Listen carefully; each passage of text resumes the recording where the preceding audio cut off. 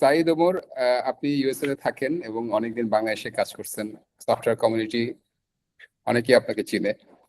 আমাদের সাথে আছে ফুয়াদ বিন ওমর এবং ফাতহুল আলম, ওরা নেসিনিয়া লিমিটেডে কাজ করে। আমি শায়ের হাসান, আমিও সিও নেসিনিয়া। তো আজকে আমরা কিছু এআই নিয়ে গল্পগুজব করব এবং এআই এর ইফেক্ট আমাদের জীবনে পজিটিভ, নেগেটিভ, আশাব্যঞ্জক এবং ভয়ঙ্কর ভাবে কিভাবে ইফেক্ট করতে পারে সেটা নিয়ে একটু গল্পগুজব আর কি। হয়তো কারো কারো কাজে লাগবে বা কিছু হেল্পফুল টিপস এখান থেকে পেতে পারে।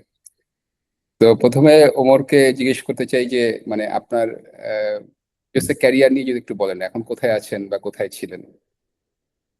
আচ্ছা, তো আমি তো লম্বা সময় বাংলাদেশে সফটওয়্যার ডেভেলপমেন্টে কাজ করছি, এই কাস্টমাইজ আউটসোর্সিং কোম্পানিতে। দেন ইউএসএ তে আমি আসছি 2016-তে মাস্টার্স করার জন্য। অ্যান্ড দেন আফটার দেন আমি জয়েন করলাম, আমি বস্টনে ছিলাম। দেন জয়েন করছিলাম হচ্ছে গিয়ে একটা কোম্পানিতে। Then after that I move to Audible, it's an Amazon company. ওখান থেকে আই মুভ টু উবার।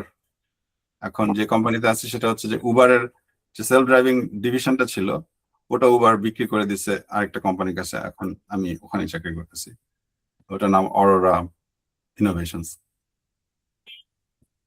ওকে, তো আপনি কি ডেভেলপমেন্ট এই ট্র্যাকেই আছেন নাকি ম্যানেজমেন্ট ট্র্যাকে মুভ না করে? না, আমি ইন্ডিভিজুয়াল কন্ট্রিবিউটার, আমি পিওরলি সফটওয়্যার ইঞ্জিনিয়ার। আচ্ছা আচ্ছা। তো অল থ্রু। মানে ওইখানে এখন যেখানে কাজ করছেন ওখানে এক্স্যাক্টলি মানে কি ধরনের টেকনোলজি নিয়ে কাজ করা লাগে বা এটা যদি একটু শেয়ার করতেন।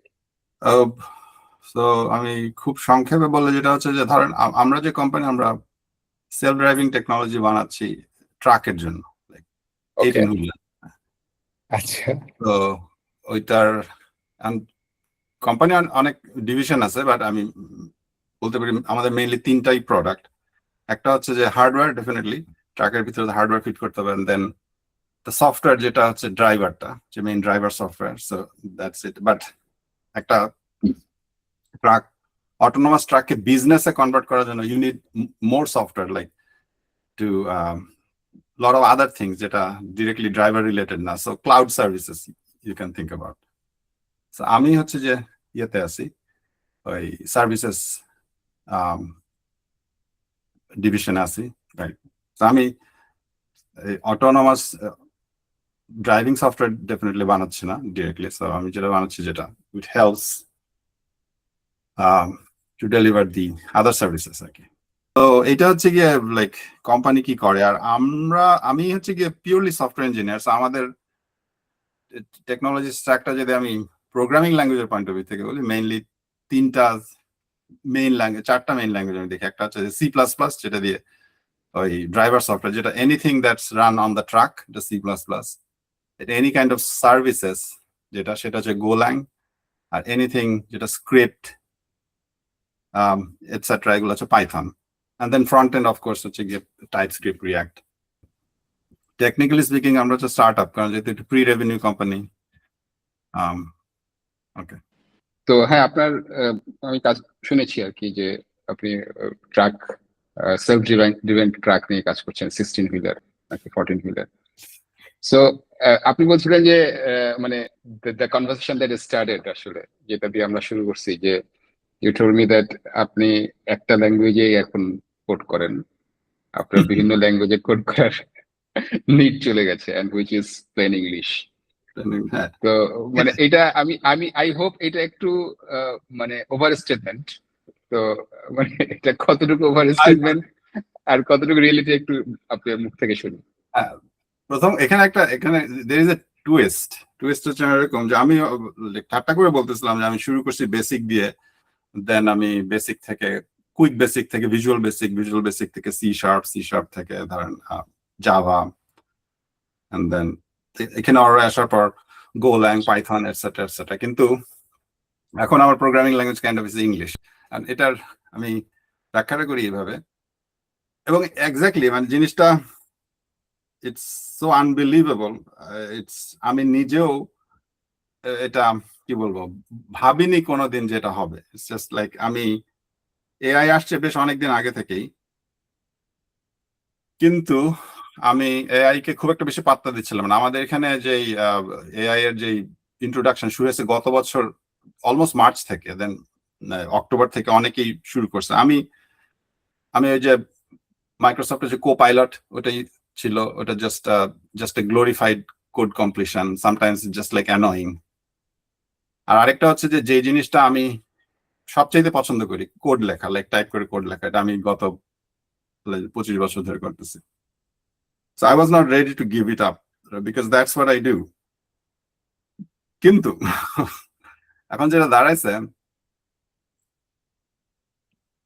এআই এখন এমন একটা পর্যায়ে আসছে যে AI almost like it is almost as good as any very experience software engineer.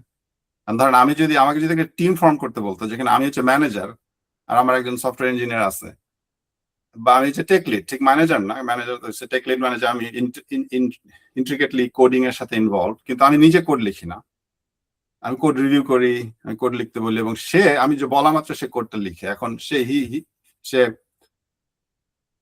and he understand everything. আমি তার সাথে কোনো বাটন টিপে কথা বলছি না, কোনো বাটন অথবা কিছু, রাইট? It's not. আমি তার সাথে কথা বলছি ইংলিশে।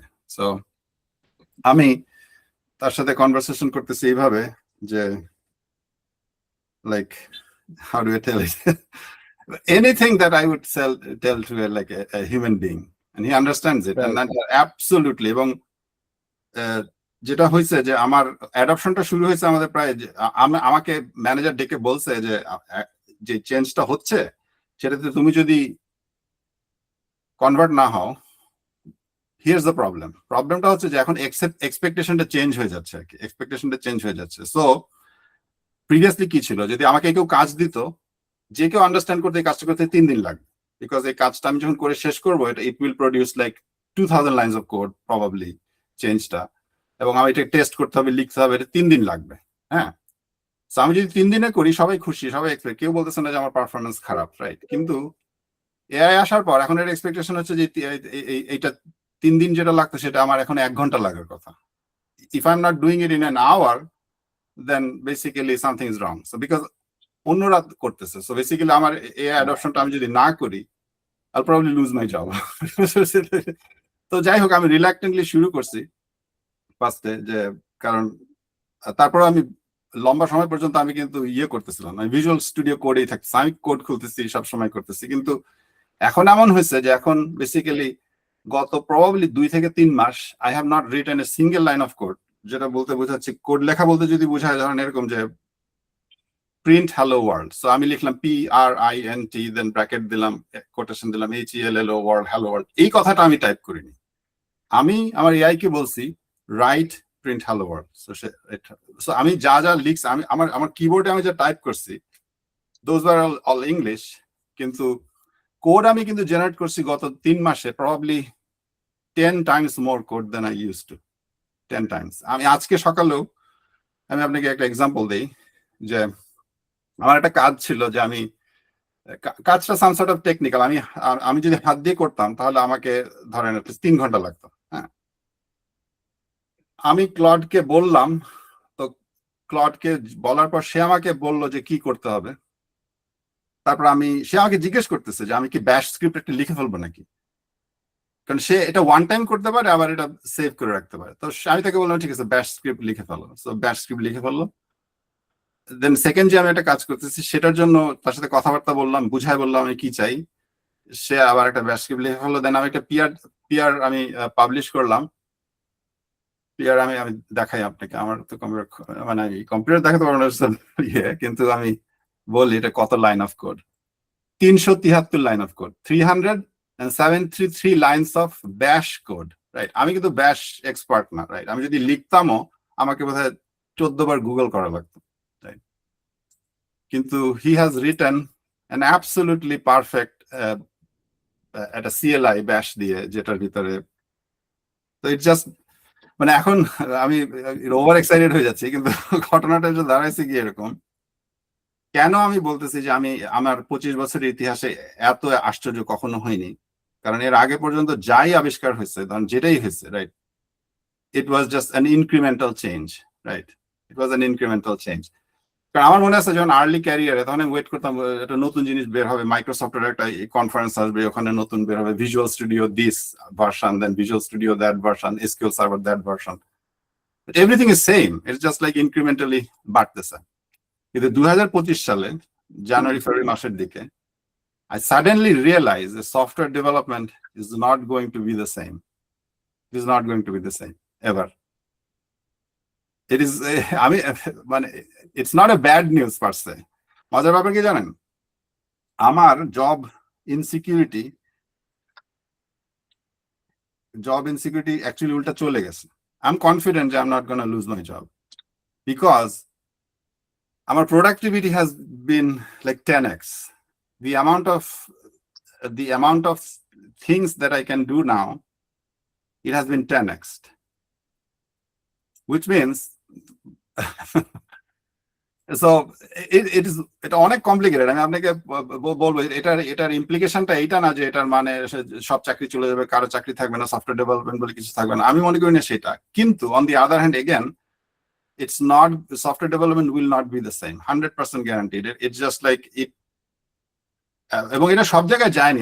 আমি পরিচিত অনেকে চিনি আমেরিকাতে সফটওয়্যার ডেভেলপমেন্টের কাজ করে, তারা এখনো এআই ইউজ করতেছে না, রাইট? এবং এআই কিছু ক্যাভিয়েটও আছে, যেমন আমার বাজেটটা আমি দেখতে পারি আমি কত টাকা বিল উঠাইছি, রাইট?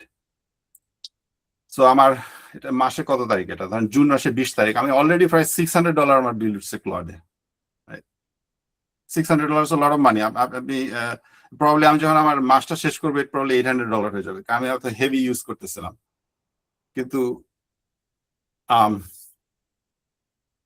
কিন্তু ঘটনা যেটা দাঁড়াচ্ছে যে একজন সফটওয়্যার ইঞ্জিনিয়ারের পার আওয়ার স্যালারি কত, পার আওয়ার স্যালারি আমেরিকাতে যে সবচেয়ে মিনিমাম স্যালারি হচ্ছে $15। সো যদি একজন সফটওয়্যার ইঞ্জিনিয়ার পাওয়ার স্যালারি $50 হয়, $100 হয়, it is nowhere near the cloud. Like if you spend $100 on a software engineer, সে আপনাকে কত ঘন্টা সময় দিবে, রাইট? প্রবলি 2 ঘন্টা। আপনি যদি আউটসোর্সিং এর করেন 3 ঘন্টা 4 ঘন্টা whatever, $100 spent on cloud is almost equivalent to probably 1,000 man hour, something like that. So বুঝা যাচ্ছে যে it's a disruption, it's going to happen, but আমার একটা এস্টিমেশন আছে যে it's gonna be a win-win. আচ্ছা, তো আমি যেটা বুঝলাম, আমি আসলে একটু ফলো করছি আরো যে বিভিন্ন সফটওয়্যার ইঞ্জিনিয়ারদের পডকাস্ট শুনে বা দেখে, যে প্রথমত প্রোগ্রামিং এরিয়া এটা তো আসলে one of the most affected areas. তো প্রোগ্রামার্স আর মানে তার এরিয়াতেই প্রথম এই কাজগুলো করছে। এবং ডেফিনেটলি যদি machine starts to learn human language অথবা machine starts to understand human language, then what is the point for a human being to learn its language? মানে আমি কি জন্য তার ল্যাঙ্গুয়েজ শিখবো? সে যদি আমার ল্যাঙ্গুয়েজ শিখেই ফেলে, যে আমার কথা যদি সে বুঝতেই পারে, তা আমি কি চাই এটা বললাম, সে তার ল্যাঙ্গুয়েজ এটা কনভার্ট করবে। প্রোগ্রামিং তো বেসিক্যালি ওইটাই, যে আমার একটা ল্যাঙ্গুয়েজ, ওর সিনট্যাক্সটা বুঝতে হবে এবং ও কিভাবে চিন্তা করে বা ও কিভাবে প্রসেস করে সেইটা বুঝে আমার চিন্তাটা বা আমার লজিকটা ওকে ট্রান্সফার করে। ইটস এ ট্রান্সলেটর, তাই না? প্রোগ্রামার যদি সাধারণভাবে বলি, little bit of engineering and a lot of translation work. তো এখন যদি সে আমার ভাষায় শিখেই ফেলে, তাহলে আমার আবার নতুন করে তার একটা ভাষা, 2টা ভাষা, 3টা ভাষা, 10টা ভাষা শেখার তো প্রয়োজন অনেক কমে যাবে। কিন্তু আমি দেখছি যে এই যে বিভিন্ন পডকাস্টে প্রোগ্রামারদের মধ্যে একটা ডিনায়াল, মানে specially great programmer, good programmer, তাদের মধ্যে এটা ছিল যে তারা ভাবতেছে যে না, এটা কিছু হবে না। 2 নাম্বার হচ্ছে যে মানে তারা একটু স্লো টু অ্যাডপ্ট। এবং আরেকটা জিনিস আমি দেখছি, তারা বলছে না, I just love coding, that's why I will keep on coding. So that's okay, যে আমরা তো অনেক কিছুই লাভ করি, এই জন্য করে যাই। যেমন ধরা যাক আমি কেক বেক করতে পছন্দ করি, এই জন্য আমি কেক বেক করি বাসায়। কিন্তু এইটা তো আসলে কমার্শিয়াল ভ্যালু খুব কম। ওই কেক বেক, হ্যাঁ, ওই কেক বেক করে তো আসলে খুব একটা কাজ হচ্ছে না। এটা আপনার ঘোড়ার গাড়ি, ধরেন আপনি যদি ঘোড়ার গাড়ির বিজনেস ছিল, এখন আপনার যদি হ্যাঁ ঘোড়া গাড়ি চালাতে ভালো লাগে, সেটা আপনাকে পার্সোনালি চালাতে হবে, আপনি ঘোড়া গাড়ি দিয়ে হ্যাঁ বিজনেস করতে পারবেন না। হ্যাঁ not going to right happen. Right right হ্যাঁ, অথবা কোনো মিউজিয়ামে আমি লোকজনকে একটু রাইড দিচ্ছি ওইরকম আর কি, মানে একটা লেজার হিসেবে, কিন্তু কমার্শিয়াল জিনিসটা নাই। আর আরেকটা জিনিসও আপনি যেটা বলছেন এটাও বলতেছে যে জব সিকিউরিটি কোনো সমস্যা নাই, কারণ আমি তো বেশি প্রোগ্রাম হয়েছে। বাট লুক এট দিস, যে মানে এই ব্যাপারটা চিন্তা করেন যে মানে আগে যেই কাজটা 10 জন করতো, এখন তো সেই একই পরিমাণ কাজ আসলে ধরা যাক 1 জন বা 2 জন করবে, তাই না? তাহলে এই বাকি 8 জনের যেই হ্যাঁ 8 জনের যে ডিমান্ডটা, হ্যাঁ এইটা কি প্রডিউস করবে নাকি, বা ওই ওই লেভেলের আসলে হাঙ্গার থাকবে নাকি ইন্ডাস্ট্রিতে? এটা তো একটা বড় এটা কোশ্চেন। এবং শর্ট টার্মে তো অবশ্যই একটা ডিসরাপশন হবে, শর্ট টার্মে তাই না? ডেফিনেটলি ডিসরাপশন হবে, কারণ ট্রানজিশন হওয়ার সময় there will be lot of blood, কিন্তু আলটিমেটলি হ্যাঁ, it will be win win. এই প্রসঙ্গে হয়তো সফটওয়্যার হয়তো হয়তো অন্য অন্য ইঞ্জিনিয়ারিং এ মানুষজন মুভ করতে চাবে, বা মানে অন্য ইঞ্জিনিয়ারিং ও। ইভেন সফটওয়্যার ইঞ্জিনিয়ারিং এর ক্ষেত্রে বলি, আমার মনে হয় না যে software engineering will be shrink. আমি বলি আপনাকে কেন।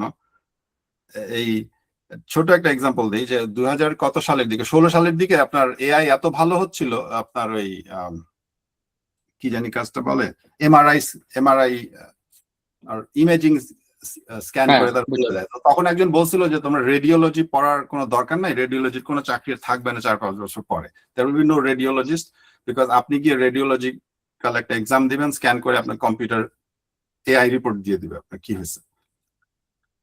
10 বছর পরে যেটা দেখা গেছে, রেডিওলজিস্টের সংখ্যা আগের থেকে অনেক বেশি হয়েছে। আগে যা ছিল রেডিওলজি, কমার বদলে আরো বাড়ছে, এবং রেডিওলজিদের ইয়ারলি বেতন সেটাও বাড়ছে কমার বদলে। তো তখন এটার একটা ব্যাখ্যাটা কি, কিভাবে হলো এটা? ওরা যেটা দেখাইছে যে আগে রেডিওলজিক্যাল স্ক্যান একটা মানুষের তো 1 ঘন্টা লাগতো বসে বসে একজন খুব এক্সপার্ট লোকের বের করার জন্য কি আছে, কারণ এটা এক্সরে ভিতর থেকে আসছে। এআই হওয়ার কারণে যেটা হয়েছে যে এটা তার 5 মিনিট লাগে, এরা সব কাজটা করে দেয়, সে ফাইনালি গিয়ে জাস্ট রিভিউ করে বলে দেয় আচ্ছা লোকের ক্যান্সার আছে, ব্রেন নাই অথবা কিছু। আমি জাস্ট লাইক ওভার সিম্পলিফাইড ওয়েতে বলতেছি। তার দ্বারা যেটা হলো, এমআই পার্টিকুলার রেডিওলজির প্রাইস গেছে কমে। আগে ধরেন লাগে একটা রেডিওলজি, আমি জাস্ট র্যান্ডমলি নাম্বার থ্রো করতেছি, $3000 লাগতো, এখন এটা লাগে $300। যেহেতু এটা দাম কমে গেছে, আগে ডাক্তাররা যখন রেডিওলজি হতো খুব খুব খুব ইম্পর্টেন্ট কেস ছাড়া তার রেডিও থেকে এটা প্রেসক্রাইব করতো না। এখন তারা দেখছে যেহেতু দাম কমে গেছে, তার বেশি করে প্রেসক্রাইব করা শুরু করছে। যেহেতু বেশি করে প্রেসক্রাইব করে গেছে, demand get up. when the demand get up, রেডিওলজিস্টের যে সে ফাইনাল যে ওটা রেডিওলজিস্টের সংখ্যা বাড়ছে। আর সেকেন্ড, বেতনও বাড়তেছে, কারণ একজন আগে রেডিওলজিস্ট আগে রিপোর্ট চেক করতো 5টা, এখন সে রিপোর্ট চেক করে 50টা, কারণ হি ক্যান ডু ফাস্টার। আপনি যদি সেম প্যারাডাইমটা সফটওয়্যারের ক্ষেত্রে প্রডিউস করেন, সফটওয়্যার কিন্তু ওয়াজ extremely expensive.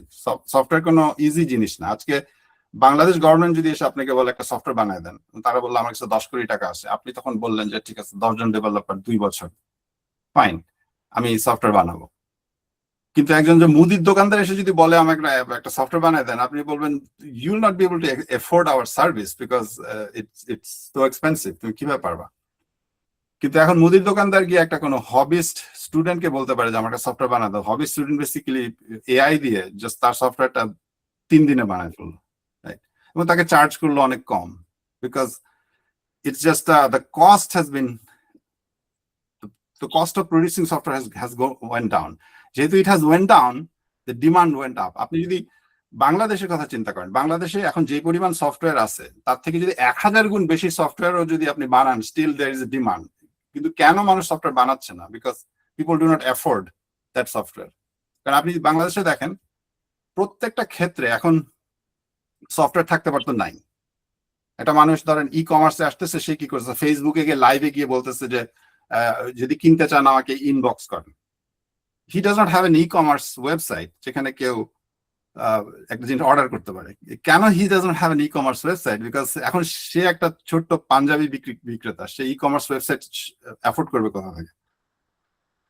So there is a possibility যে বিকজ অফ এআই সফটওয়্যারের ডিমান্ড বেড়ে যাবে, ডিমান্ডটা বাড়বে, বিকজ ইটস বিকাম চিপার। এবং সিমিলার আমি আরেকটা এক্সাম্পল দিতে পারি, বহু আগে যখন তারা টেক্সটাইল মিলে যখন তারা মেশিন বসাইছে, যে আগে তো হাত দিয়ে টানতো টেক্সটাইল গুলো, তাই না? তারপর ওখানে Right. ইন্ডাস্ট্রিয়াল। তো তখন সবাই বললো যে আমরা যারা টেক্সটাইল মিলে চাকরি করি আমাদের সবার চাকরি চলে যাবে, কিন্তু যখন মেশিন দিয়ে কাপড় প্রডিউস করা শুরু করলো, কাপড়ের price order of magnitude drop করলো। কিন্তু অর্ডার অফ ম্যাগনিটিউড ড্রপ করলে যেটা হলো যে আগে গরিব মানুষ ছিঁড়া কাপড় পরে থাকতো, ন্যাংটা হয়ে থাকতো হয়তো, এখন কাপড় হচ্ছে চিপ, কিন্তু তখন এলিট অল্প কিছু লোক কনজিউম করতো, এখন কনজিউম করতেছে ম্যাস। তখন textile industry saw a boom instead of job losing, job বাড়লো অনেক। সো সফটওয়্যারের ক্ষেত্রে আমাদের একটা আন্ডারস্ট্যান্ডিং আছে যে যা সফটওয়্যার আছে সব তো আছেই, software is already lot of software. কিন্তু আপনি খেয়াল করে দেখেন সফটওয়্যার কিন্তু স্পেশালি ডেভেলপিং কান্ট্রিতে there is not enough software. Even বাংলাদেশের জন্য আমি মনে করি যে it's an absolutely gold mine আপনার সফটওয়্যার ডেভেলপমেন্টের। কারণ আপনি ইউ ক্যান সফটওয়্যার বানানোর কস্টটা কমে যাচ্ছে। বাংলাদেশ গভর্নমেন্ট চিন্তা করে এখন যাই বানাতে যাবে সে চিন্তা করবে যে 100 কোটি টাকার একটা প্রজেক্ট, ভূমি কিছু একটা সফটওয়্যার বানানোর জন্য। এই 100 কোটি টাকার project you can actually deliver that in like 1 কোটি, because it's so easy to build software. And since it is so easy to build software, why not build software? So ধরেন একটা সফটওয়্যার ইন্ডাস্ট্রিতে 5000 engineer আছে, আপনি এদেরকে যদি 10x করেন, আপনার এখন আছে ইঞ্জিনিয়ার 50,000 ভার্চুয়ালি আর কি, আগের হিসাব করলে 50,000-এর কাজ কিন্তু নাই এই জন্য না, কারণ নতুন ডিমান্ড ক্রিয়েট হয়েছে।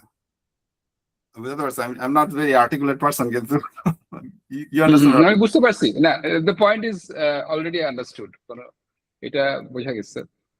তো মানে উইথ অল দিস আপনার কি মনে হয় যে মানে ফিউচার অফ হিউম্যান প্রোগ্রামিংটা আসলে মানে এটা কি ডিফারেন্ট হবে? মানে স্কুল কলেজে তারা কি ওইভাবেই শিখবে নাকি একটু ডিফারেন্টলি শিখবে, বা হাই লেভেলে চলে যাবে, এত সিনট্যাক্স নির্ভর হবে না? মানে এইটা একটু অনেকে জিজ্ঞেস করে আমাকে যে আসলে আমরা ইউনিভার্সিটিতে কি শিখবো। হ্যাঁ, আমাকে ইভেন গভর্নমেন্ট থেকেও ডাকছে, ইউএন থেকে ডেকেছে, দেখে বলছে যে মানে what we should teach the মানে ওভারঅল গভর্নমেন্ট স্পেন্ড করতে যাচ্ছে হেভিলি, তো কি জিনিস আমরা ছেলেপেলেকে শেখাবো? আমরা কি এআই শেখাবো? তো অনেকে বলছে এআই ক্লড শেখাইতে হবে, এটা শেখাইতে হবে, এটা শেখাতে। আমি আবার বলছি না, ক্লড শেখানোর দরকার নেই, এটা মানুষ এমনি শিখে নেবে, এটা অত শেখার জন্য অনেক টাকা খরচ করার দরকার নেই। হোয়াট ইউ ক্যান ডু যে এগুলো সাবস্ক্রিপশন আপনারা ফ্রি দিতে পারেন, তাহলে সেই নিজেই শিখে নেবে। যাক, এটা একটা আলাদা ডিসকাশন। কিন্তু এখন গভর্নমেন্ট বা ইউনিভার্সিটি তারাও স্ট্রাগল করতেছে যে আসলে আমি তাহলে কি শেখাবো। এখানে একটা ব্রিজের একটা প্রবলেম আছে, মানে একটা এটা ডিম আগে না মুরগি আগের একটা প্রবলেম হচ্ছে। কারণ আমি ফরচুনেটলি আমি যে পজিশনে আছি সে অ্যাবসলিউটলি পারফেক্ট জায়গা, যেখানে আমার একটা ইয়ার অফ এক্সপিরিয়েন্স আছে, and then you give me Claude. Combination with experience and Claude, I have a superpower, right? কিন্তু মজার ব্যাপার দেখেন, ক্লড আপনি যদি আরেকজনকে দেন, একদম কমপ্লিটলি ইনএক্সপিরিয়েন্স সফটওয়্যার ইঞ্জিনিয়ার যে জীবনে কোনোদিন কোড কোনোদিন দেখেনি, তার জন্য ক্লড যে একদম অসম্ভব তা না। কিন্তু if you do not know anything about programming, ক্লডের সাথে ইন্টারাক্ট করাটা ইটস নট দ্যাট ইজি। বুঝাতে চাচ্ছি যে মানে আমার যে নলেজটা আছে প্রোগ্রামিং, সেই নলেজটা কিন্তু যে কমপ্লিটলি আননেসেসারি সেটা না। সেটা হচ্ছে অনেকটা এরকম একটা প্যারালাল দেয় যে ক্লডের ব্যাপারটা অনেকটা হায়ার লেভেলস প্রোগ্রামিং ল্যাঙ্গুয়েজ ইনভেনশনের সাথে মিল আছে। যখন আপনার ফার্স্টে আপনি অ্যাসেম্বলি ল্যাঙ্গুয়েজে প্রোগ্রাম লিখতেন, মেশিন ল্যাঙ্গুয়েজে, তারপর যখন হায়ার লেভেল প্রোগ্রামিং হলো, ধরেন সি আসলো, তখন আপনি সি দিয়ে প্রোগ্রাম লিখে আপনি এটাকে মেশিন ল্যাঙ্গুয়েজে কনভার্ট করেন। কম্পাইলার যখন আপনার জন্য মেশিন ল্যাঙ্গুয়েজ জেনারেট করে, আপনি কি মেশিন ল্যাঙ্গুয়েজ জেনারেট করলো এটা আপনি খুঁজে দেখার চেষ্টা করেন না। You trust the compiler that he is doing the right thing. So you completely forgot assembly language and machine language. এবং কেউ যদি আপনাকে বলে যে মেশিন ল্যাঙ্গুয়েজ শিখবো, অ্যাসেম্বলি ল্যাঙ্গুয়েজ শিখবো, আমার কোনো দরকার নেই মেশিন ল্যাঙ্গুয়েজ অ্যাসেম্বলি ল্যাঙ্গুয়েজ শেখার, ওটা দেখারই দরকার নেই। তাহলে তো সেম অ্যানালজি আমি এখানে ব্যবহার করতে হবে। অ্যানালজি যে আমি ইংরেজি জানার পরে আমি যদি তোকে বললাম একটা কোড লিখে দাও পাইথন দিয়ে যেটা এই করে, ক্লড যেটা জেনারেট করলো এটা আমি যদি নাও বুঝি কি যায় আসে, রাইট? বোঝারই কি দরকার, দেখারই দরকার নেই। কারণ আউটপুট দেখলেই হলো। ইভেন তাই করে তো। আমি এক্স্যাক্টলি এখন ক্লড যেটা করে, ক্লড কোড লেখার পর ক্লড নিজে সেটাকে চালানোর পর যখন এক্সেপশন হয়, সেই এক্সেপশনটা দেখে ক্লড আবার কোড কিন্তু চেঞ্জ করতে পারে। এমন না যে সে একটা কোড জেনারেট করে বসে আছে ডাম, সেরকম না কিন্তু। সো আমি কিন্তু কোড না দেখলেও চলে। এবং মজার ব্যাপার কি জানেন না, দেয়ার আর সার্টেন অ্যাসপেক্ট যে আমি কোড কিন্তু দেখি না। আমি আমি হচ্ছে ব্যাক এন্ড ইঞ্জিনিয়ার, কিন্তু আমি কিন্তু মাঝে মাঝে ফ্রন্ট এন্ড কোড লিখি। আমার যেমন একটা আমার একটা কম্পোনেন্ট আমি ওন করি যেটা একটা রিপোর্ট জেনারেট করে, রাইট? সো আগে রিপোর্টটা ছিল খুবই বিচ্ছিরি, একটা এইচটিএমএল দিয়ে জাস্ট সামহাউ এইচটিএমএল এর মধ্যে কিছু ডাটা ভরে, ইট লুকস সো আগলি এবং ফ্ল্যাট। কারণ আমি ফ্রন্ট এন্ডে আমার টাইম ইনভেস্ট করার সময় নাই। তো ক্লড দিয়ে আমি এখন সে সফিস্টিকেটেড একটা ওয়েবসাইট বানায় ফেলছে, যেটা ভিতরে লাইক একদম absolutely perfect, like it looks. So এখন কিন্তু আমি এটার মেইনটেনার, আমি কিন্তু এটাকে মেইনটেইন করি। আমি ওটার সাথে যখন কাজ করি, সে যেই কোডগুলো টাইপ স্ক্রিপ্ট দিয়ে জেনারেট করে, যে এইচটিএমএল এ যে মডিফাই করে, সিএসএস যা লিখে, আমি কিছুই কিন্তু ভিতরে ঢুকে দেখি না, কিন্তু আমি আউটপুটটা দেখি। দেখার পর যদি আমি দেখি যে তার বাটা আমার এটা ভালো লাগতেছে না, বা আমি তাকে বলি কোনো কিছু চেঞ্জ করতে, তো সে চেঞ্জ করে, আমি কিন্তু ফ্রন্ট এন্ড কোড খুলেও দেখি না। So it is possible, like আজ থেকে একটা সময় পরে। এবং আচ্ছা, আরেকটা এক্সাম্পল দিই এটার সাথে কিছুটা আপনার যায়, সেটা হচ্ছে আমাদের কোম্পানিতে একজন রিসেন্টলি একজন জয়েন করছে, সে যে একজন ম্যানেজার, সে অনেক 10 বছর আগে সফটওয়্যার ইঞ্জিনিয়ার ছিল, কিন্তু 10 বছরে সে নিজে হাতে এক লাইন কোড লিখেনি, কিন্তু হি আন্ডারস্ট্যান্ডস টেকনোলজি। এবং সে হচ্ছে নতুন, এবং সে আপনার আমাদের কোড বেস সম্বন্ধে কিছু জানে না, কিন্তু সে জয়েন করার পর সে তার একটা আইডিয়া আসছে, সে বুঝতে পারছে একটা জিনিস দরকার, এবং সে 1 মাসের ভিতরে ক্লড দিয়ে একটা ভেরি সফিস্টিকেটেড সিস্টেম বানায় ফেলছে, যেটা ফ্রন্ট এন্ড আছে, ব্যাক এন্ড আছে, ডেটাবেস আছে, এভরিথিং। 1 মাসে সে একজন মানুষ বানায় ফেলছে। 2টা জিনিস লক্ষণীয়। 1 নাম্বার হচ্ছে সে is not a programmer, because at least he was not a programmer for last 10 years. 2 number হচ্ছে যে সে অরোরার এক্সিস্টিং সিস্টেম সম্বন্ধে সে অনবোর্ডেডই হয় না, সে মাত্র জয়েন করছে, কিন্তু সে স্টিল বানায় ফেলছে। সো which actually indicates যে ইটস পসিবল যে সফটওয়্যার ইঞ্জিনিয়ার কোনো দরকার নেই, কারণ সে যদি এটা করতে পারে, সে যদি যে কেউ করতে পারে। কিন্তু আমি স্টিল বলবো কেন সফটওয়্যার ইঞ্জিনিয়ার দরকার নেই, এটা বলি। If something is 99% good, it's still not good enough. Even এটাকে লাইক লাস্ট 1% পারফেক্ট করার জন্য you need experience software engineer. কারণ ধরেন আপনি একটা সফটওয়্যার বানাচ্ছেন, the cost of making mistake is so high যে you do not want to risk it. আপনি একটা ব্যাংকিং সফটওয়্যার বানাচ্ছেন, ধরেন একজন স্টার্ট আপ দিচ্ছে, সে ব্যাংকিং সফটওয়্যার বানাবে, এবং সে হচ্ছে বিজনেসের ছাত্র, সে প্রোগ্রামিং জানে না, কিছু না। সে ভাবলো যে সে ক্লড দিয়ে বানাই, ক্লড কোড জেনারেট করতেছে, সে দেখতেছে I don't think it's gonna scale well. বুঝতে পারছেন? কারণ ক্লড যখন কোড জেনারেট করতেছে, ধরেন 1000, 2000, 3000, 4000, 5000 লাইন, 10,000 লাইন, 1 লক্ষ লাইন, এবং আপনার you have no idea what he Claude generate করছে, it might not be scalable. বুঝতে পারছেন? তো এই জন্য আমি মনে করি যে স্টিল সফটওয়্যার ইঞ্জিনিয়ারদের দরকার হবে, unless they make this AI so good যে দরকার লাগে না। আমার প্রশ্নটা ছিল যে এক্স্যাক্টলি যে যদি সফটওয়্যার ইঞ্জিনিয়ার দরকার হবে, okay we agri on that, কারণ কেউ না কেউ তো এগুলো লিখবে এবং এগুলো ওভারঅল ডিজাইনটা করে ক্লডকে ইনস্ট্রাকশন দিবে, তার কিছু টেকনোলজি বুঝতে হবে। কিন্তু আজকের যে সফটওয়্যার ইঞ্জিনিয়ার শিখছে যে স্টুডেন্ট, সে কি ক্লড দিয়েই শুরু করবে, নাকি আমরা ক্লড কেড়ে নেবো তার হাত থেকে, যে না না না, প্রথম 3 বছর তুমি শুধু বেসিক শিখো, তারপরে 4th ইয়ারে যে তুমি এটা করবা, মানে কি, মানে জাস্ট আপনার কি মনে হয়? আমার মনে হয় ঘটনাটা এরকম হইতে পারে, যে আমার মনে হয় যে প্রথম কথা হচ্ছে যে তাকে ফান্ডামেন্টাল আন্ডারস্ট্যান্ডিং প্রোগ্রামিং শিখতে হবে। এটা এক্স্যাক্টলি মেশিন ল্যাঙ্গুয়েজের মতো না, যে যেখানে মেশিন ল্যাঙ্গুয়েজটা ছিল যে আমি কমপ্লিটলি না দেখলেও হইতো। এখানে ব্যাপারটা সেটা না, 1 নাম্বার। আর 2 নাম্বার হচ্ছে যে ক্লড এআই কে ইউজ করতে পারে এজ এ লার্নিং টুল।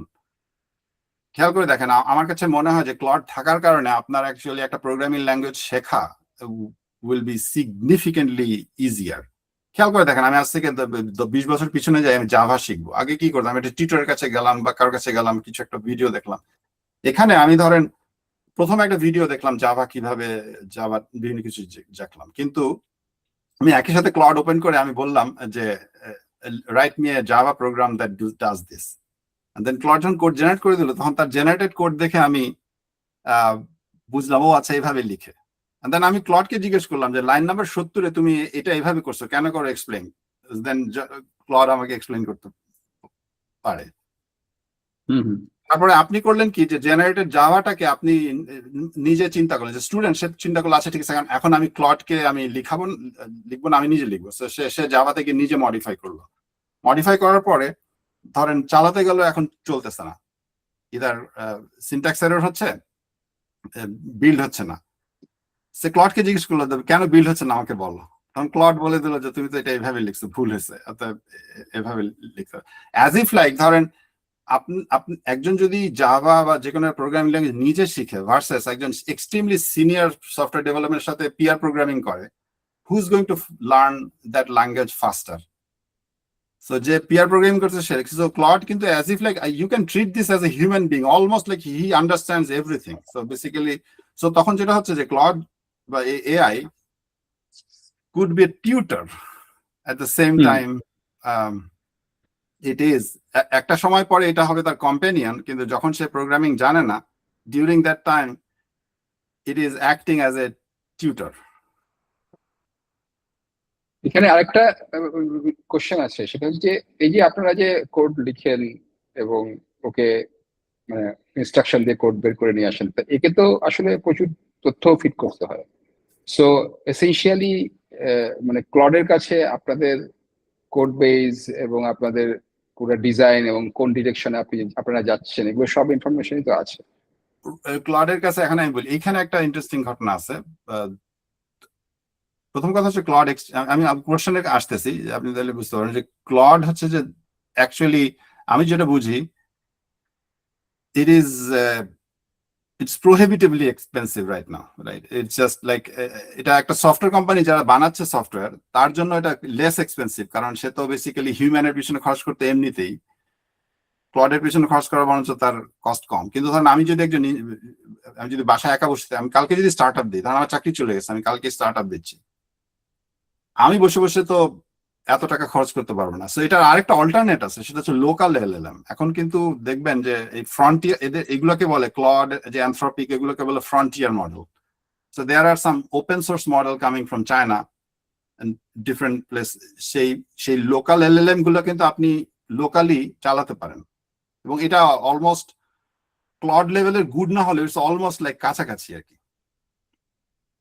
যেমন একটা নাম বলতে পারবেন কি? কারণ আমি বলি আপনাকে, অনেকগুলা মডেল আছে। প্রথম কথা হচ্ছে যে যেগুলো LLM model, open source LLM model for coding,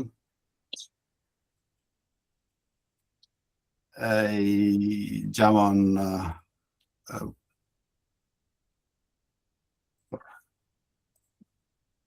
যেমন যে বলতেছে যে DeepSeek V4 Pro, Qwen 3 coder, এগুলা কিন্তু অ্যাকচুয়ালি ওপেন সোর্স। আর মানে হচ্ছে you can download it in your local machine. আর সেকেন্ড হইতেছে যে ক্লড যে কাজটা করে, ক্লড তো জাস্ট অ্যাকচুয়ালি একটা দুইটা জিনিস, একটা হচ্ছে ব্যাক এন্ডে এদের একটা LLM মডেল আছে, কিন্তু ফ্রন্ট এন্ডে যে ইউআইটা যেটা অর্কেস্ট্রেশন করতেছে এন্ড এভরিথিং, সেই সফটওয়্যারের কিন্তু একটা ওপেন সোর্স ভার্সন আছে, এটার নাম হচ্ছে ওপেন ক্ল। ওপেন ক্লটা কিন্তু নাম শুধু ওপেন ক্লটা হচ্ছে যে আপনার গিটহাবের হিস্ট্রিতে the fastest time এটা like it's a most popular GitHub project in human history. It is more popular than even Linux or React or everything. কারণ ওরা পপুলার বলতে যে গিটহাবে এক ধরনের আছে তো স্টার দেয়, রাইট? আপনি একটা প্রজেক্টকে you can star it, like আপনার যদি পছন্দ হয়, এটা আমাদের ফেসবুকের লাইকের মতো। সো এই ওপেন ক্ল তার স্টার, এই কি বলবো, লিনাক্সে যে কটা স্টার পড়ছে বা রিয়াক্টে যে কটা স্টার পড়ছে, ওই কটা স্টার পড়তে তাদের লাগছে, এক একজনের লাগছে 7 বছর, 8 বছর, কারো 10 বছর লাগছে। Similar amount of star OpenClaw পড়ছে হচ্ছে like within a month. It was that because people were nuts. So আপনি যদি ওপেন ক্ল আপনি ডাউনলোড করতে পারেন ফ্রি, আপনি ওই LLM মডেল গুলো আপনি ডাউনলোড করতে পারেন free, and you will have a system that is as good as Claude. Might not be like 80% there, 90% there, right? But when you don't have money at the beginning, right, in a startup যখন শুরু করতেছে, তার ধরুন funding নাই, is as good.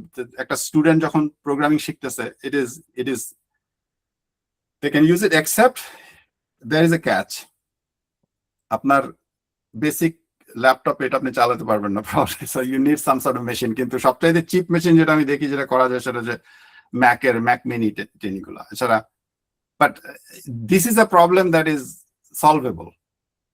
এবং ধরেন আমি যদি আজকে একটা স্টার্টআপ বাংলাদেশে দিতাম, I would happily invest on a machine 2 lakh 3 lakh 4 lakh 5 lakh টাকা, ধরেন 10 লাখ টাকাও লাগলো। কিন্তু if that actually can, আমাকে যদি মান্থলি বিল দিতে না হয়, দেন আমি যদি ওইটার উপর ভিত্তি করে ধরেন একটা ব্যাংকিং সফটওয়্যার বানায় ফেলতে পারি 2 জন মিলে 4 মাসে, why not? রাইট। আচ্ছা, আমি কি এখানে একটু দুইটা জিনিস add করতে হ্যাঁ পারি? অবশ্যই। আহ, ভাইয়া, এই যে একটু আগে আপনি মানে এতক্ষণ ধরে যেগুলো বললেন যে আহ, একটা এক্সপেরিয়েন্স সফটওয়্যার ইঞ্জিনিয়ারের প্রয়োজন সবসময় থাকবে, কারণ কিভাবে আসলে কোড গুলো লেখা হবে, কিভাবে আসলে অর্কেস্ট্রেশন করা হবে, এই জিনিসগুলো আসলে জানাতে ইম্পর্টেন্ট। তো আসলে ডাউন দ্য রোড যারা আসলে বিশেষ করে এখন গ্রাজুয়েট হয়ে বের হবে, অথবা ধরেন আপনার কথা বাদ দেই, কিন্তু যারা 2-3 বছর প্রোগ্রামিং করেছেন, তাদের তো আসলে ক্লডের উপরে যে নির্ভরশীলতা তৈরি হচ্ছে, তো যারা আসলে কম্পারেটিভলি নতুন, তারা তো আসলে এই জিনিসগুলো শিখতে পারবে না। সো ধরেন 5-10 বছর পরে একটা ভ্যাকুম তৈরি হবে না, যে আপনার কিভাবে আসলে কোডটা করতে হয় এই জিনিসটা আসলে লেখা ভুলে যাবে। এটা হচ্ছে একটা জিনিস। আর আরেকটা জিনিস হচ্ছে যে মানে আমরা খুব রিসেন্টলি দেখেছি যে আপনার ক্লডের ফেবলস এর উপরে হচ্ছে ইউএস গভর্নমেন্টের কিছু অবজারভেশন ছিল, এবং অ্যাজ এ রেজাল্ট এই মডেলটা ওয়ার্ল্ড ওয়াইডই আসলে ক্লড এখন বন্ধ করে রেখেছে। Fable is not available anymore. হ্যাঁ ফেবল পাই, আমার তো ছিল তো access। কিন্তু আমিও ইউজ করেছি, ইউজ করা শুরু করলাম আর বন্ধ করে দিল আর কি। হ্যাঁ, 22 তারিখ পর্যন্ত ছিল আর কি, যাই হোক। তো এখন ডাউন দ্য রোড আপনার কি মনে হয় যে এই মডেলগুলো যখন আসলে আরো অনেক ভালো হবে, তখন ইউএস গভর্নমেন্ট অথবা ইউরোপিয়ান গভর্নমেন্ট এগুলোর উপরে আসলে জিওগ্রাফিক্যাল রেস্ট্রিকশন অ্যাপ্লাই করবে, এবং ও। এটা যদি আসলে করে থাকে, তাহলে যারা প্রোগ্রামাররা যারা আসলে এই এআই টুলের উপর নির্ভরশীল হয়েছিল আমাদের মতো দেশে, তাদের তো আসলে স্কিলটা পুরোপুরি চলে যাবে আর কি, এবং তাদের হাত থেকে যখন টুলটা নিয়ে নেওয়া হতে পারে কিনা, এবং এটার ইম্প্যাক্টটা কিরকম হতে পারে আর কি। What do you think about this? না, এটা ঠিক। প্রথম কথা এটা বলি, সেটা হচ্ছে যে ওই যে ডিপ আন্ডারস্ট্যান্ডিং অফ সফটওয়্যার যদি না থাকে আর সে যদি এআই ইউজ করে, it might not be a good idea. কারণ আমি আপনাকে বলি যে এআই যত ভালোই কোড জেনারেট করুক, আমি একটা জিনিস বুঝতে পারছি যে সে he is very impressive, but at the same time he can make a mistake that even a junior developer will not do. So he can hallucinate and he can say things, do things that are just absurd, right? মুশকিলটা হচ্ছে যে এই জন্য যে একজনের solid understanding of software দরকার, এবং 2 নম্বর হচ্ছে কারণ এটা তো স্টেপ বাই স্টেপ প্রসেস, আমি গাইড করে একজন নিয়ে যাচ্ছে, সে প্রম্পটিং করতেছে। সো অ্যাবসলিউটলি সফটওয়্যার ইঞ্জিনিয়ারিং, আমি যদি আজকে একটা কম্পিউটার সায়েন্স ডিপার্টমেন্ট চালাই বা যে কেউ সফটওয়্যার ইঞ্জিনিয়ারিং ট্রেনিং করতেছে, নাথিং চেঞ্জড। কোন আমি দেখি না যে কোনো একটা অ্যাসপেক্ট অফ সফটওয়্যার ইঞ্জিনিয়ারিং যেটা এখন আর ইয়ে না, কি নাম, এই শেখার দরকার নাই। যেমন মেশিন ল্যাঙ্গুয়েজ দরকার নেই, কিন্তু নাথিং এলস আছে যে শেখার দরকার নাই, রাইট? কিন্তু অন দি আদার হ্যান্ড এটা সত্যি যে আজকে যদি কাউকে ক্লড দেওয়া হয়, আমি যত যাই বলি, সে একটা সময় পরে তার সেই ফ্লুয়েন্সি থাকবে না। কারণ এই একটা জিনিস ইউজ না করলে এই স্কিলটা ডেভেলপ করে না। একটা মানুষের কোডিং এর যে স্কিলটা সেটা ডেভেলপ করে because he has done it so many Times, so many hours spend, যে এই স্কিলটা। সো এটা একটা ইয়াং যারা নতুন শিখতেছে তাদের জন্য একটা চ্যালেঞ্জ, অ্যাবসলিউটলি। কিন্তু কিন্তু ঘটনা হচ্ছে এরকম যে অরোরা যদি এখন ধরেন কথার কথা এরা ক্লড ইউজ না করে, তাহলে কি হবে? রাইট? ধরেন আমি ডিসাইড করলাম ক্লড ইউজ করবো না, আমার কম্পিটিটর যদি করে, তাহলে you basically lose that competitive edge. দুইটা সেলফ ড্রাইভিং কোম্পানি, তাদের একটা ভেলোসিটি আছে। ধরেন আপনি একটা জায়গায় যাওয়ার জন্য একটা সময় লাগে, রাইট? আপনি ধরেন 1000 লোক একটা প্রোগ্রাম করতেছে, তাদের এটা করতে যদি 1 বছর লাগে, এখন হঠাৎ করে 1000 লোক ক্লড দিয়ে তারা 10x করে ফেলছে। এরা যেটা 1 বছরে যেখানে যাবে সেটা তারা 2 মাসে যদি চলে আসে, then it's a significant risk for you. আমি যদি আউটসোর্সিং ওয়ার্ল্ডের কথা চিন্তা করি, আপনি আপনি একটা টেন্ডার করবেন, আপনি বলবেন ব্যাংকিং সফটওয়্যার আমি বানাই দিব, আপনি বললেন এটা আমাদের 10 জন লোকের 1 বছর লাগবে। হঠাৎ করে দেখলেন একটা ছোট্ট কোম্পানি এসে বলতেছে সফটওয়্যার তারা বানাই দিবে 1 মাসে। ইউ হ্যাভ নো আইডিয়া তারা কিভাবে 1 মাসে বানাই দেবে, because they are using AI to do things so fast, যেটা without AI you can't compete. So ওই দিকে দেখা যাচ্ছে যে এআই ইউজ করা না করা is not an option for you anymore, provided যে your competitors are doing it. আচ্ছা, এটা ছিল কি জানি বললাম যে ওই যে অ্যাক্সেস বন্ধ করার ব্যাপারটা, এটা ঠিক। এটা ফ্রন্টিয়ার যে মডেলগুলো যেগুলো যে ক্লড এগুলো ডেফিনেটলি একটা রিস্ক, যে কারণে আমি কালকে যাচ্ছি একটা ডেস্কটপ পিক আপ করতে। আমি লাইফে কোনোদিন যেটা করিনি সেই কাজটা করতে যাচ্ছি। আমার শুরু থেকে শেষ পর্যন্ত আমি জীবনে যেটা করিনি, I am going to pick up a gaming desktop, right? বুঝতে পারছেন? আই হেট গেমিং বেসিক্যালি, কিন্তু I am going to go and pick up a gaming desktop because আমার কাছে মনে হচ্ছে যে local LLM is an extremely important একটা জিনিস। সো আমি যেটা বলছি, ক্লড আছে, ঠিক আছে, বুঝছি, ক্লড ওরা আমাকে ইউজ করতে দিল না subscription, but I don't have to depend on that. যেভাবে ধরেন ওপেন সোর্স কি করছিল আগে, ইউনিক্স ছিল, তাই না, বা মাইক্রোসফট উইন্ডোজ ছিল, যেটা আপনার পয়সা না দিলে আপনি ইউজ করতে পারতেছেন না। কিন্তু Linux disrupted everything, so anybody can download Linux and he can have a server up and running. AI এর ক্ষেত্রে তাই হচ্ছে, কিন্তু এআই এর ক্ষেত্রে এআই এর যে ইকোসিস্টেম, একটা ম্যাক্সিমাম অ্যামাউন্ট অফ সফটওয়্যার আছে ওপেন সোর্স, বাট মডেলটা হচ্ছে এমন একটা জিনিস যেটা আপনি নিজে করতে পারবেন না। একটা মডেল বিল্ড করা it takes millions of dollar, কিন্তু কোনো কারণে চাইনিজ কোম্পানি ছাড়া আরো অনেক কোম্পানি আছে যারা তারা মডেলগুলোকে ট্রেন করতেছে আর তারা ফ্রি দিচ্ছে। তারা কেন ফ্রি দিচ্ছে I have no fucking clue, কিন্তু দিচ্ছে, ইট ইজ দেয়ার, এবং আমি ইউজ করছি open source model. So to answer your question, it's probably a good idea to have that skill ready, not just like আমি এই clod subscribe করলাম আর clod use করতেছি।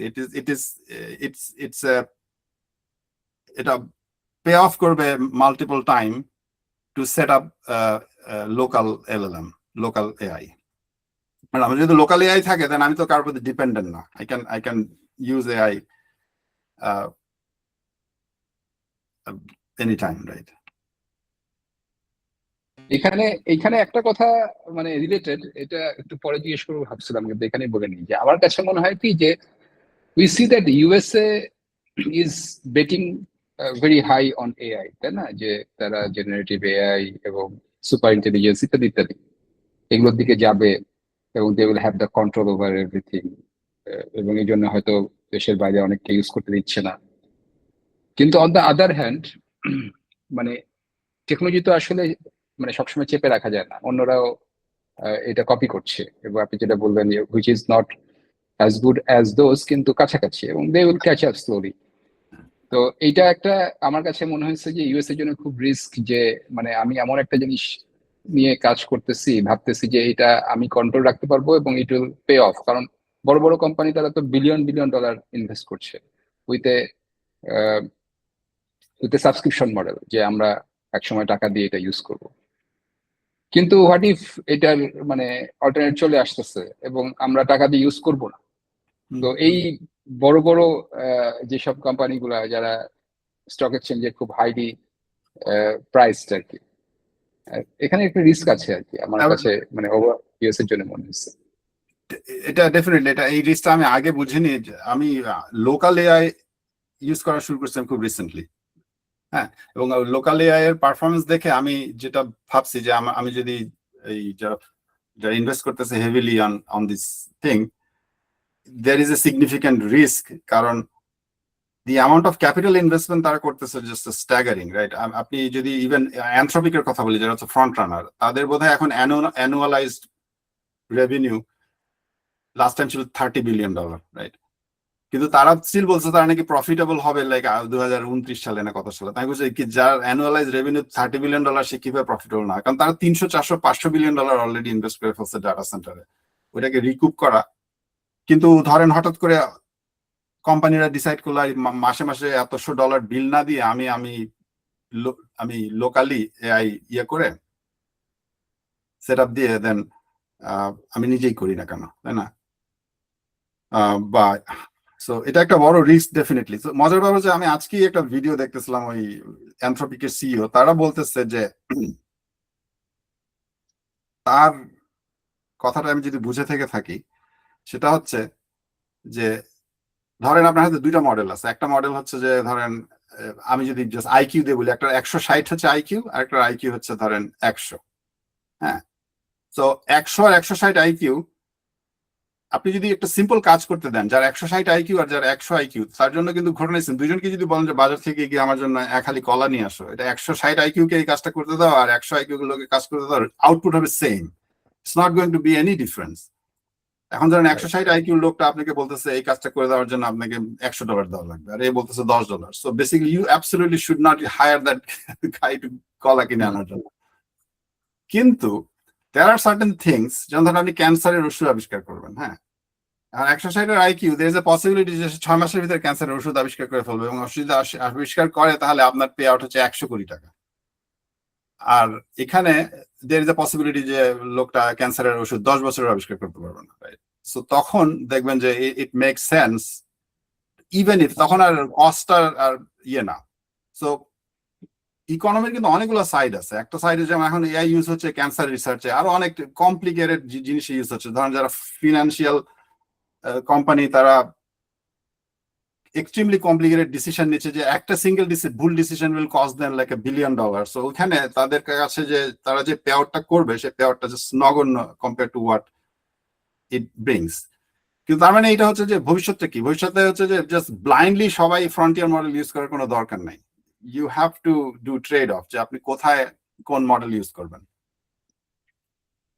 In fact আমি যখন ক্লড ইউজ করতেছি, ক্লডের ভিতরেও কিন্তু ডিফারেন্ট টাইপের মডেল সিলেক্ট করা যায়, রাইট? আমার সব কাজের জন্য ফেবল ইউজ করার দরকার ছিল না, কারণ আমার বিলটা উঠবে খামাখা বেশি, রাইট? আমি চাইলে ধরেন আমি একটা কাজ করতেছি, কাজটা এত সিম্পল, এটা আমি চাইলে একটা লো প্রাইস, ইনফ্যাক্ট ওপেন ক্ল যেটা আছে সেখানে না মডেল সিলেক্ট করা যায়। ধরেন আপনি আপনার কোম্পানিতে এইভাবে সেট আপ করতে পারেন, আপনার কোম্পানিতে যে ওপেন ক্ল থাকবে, দেন আপনার মডেল থাকবে, যে মডেলের মধ্যে তার মধ্যে ওপেন সোর্স মডেল থাকবে। যে ওপেন সোর্স মডেলটা যদি আপনি চুজ করেন, তাহলে আপনার বিল উঠবে 0, কারণ সে তখন এটা রিডাইরেক্ট করে দিবে আপনার অফিসেই কোনার ভিতরে একটা কোনো লোকাল এলএলএম চলতেছে।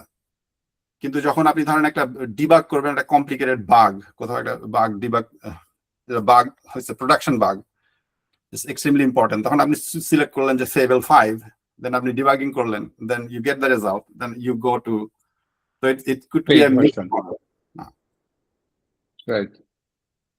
তো আমি একটা প্রশ্ন করছিলাম যে এই যে আপনারা যে কোড লিখছেন এবং মানে ক্লাউডের সাথে সবকিছু শেয়ার করতেছেন, তো সব তথ্য এটার কাছে চলে যাচ্ছে না? এটা সেটা হচ্ছে যে আমাদের এখানে যেটা হয়, যে কারণে প্রবাবলি এরা ওপেন ক্ল ইউজ করতেছে না, যে কারণে এটাও একটা ইন্টারেস্টিং জিনিস, কেন ওরা ওপেন সোর্স ইউজ করতেছে না। দি amount of configuration it will be needed to set this thing up using open source model, everything is tremendous. তাদের সময় নেই। কিন্তু ক্লডটা যেভাবে করা আছে, আমি যতদূর বুঝি যে আমার জিনিসটা কিন্তু আপলোড হয় না ক্লডের কাছে, ক্লড ইজ রানিং ইনসাইড। কিন্তু অফকোর্স ধরেন আমি যখন বললাম যে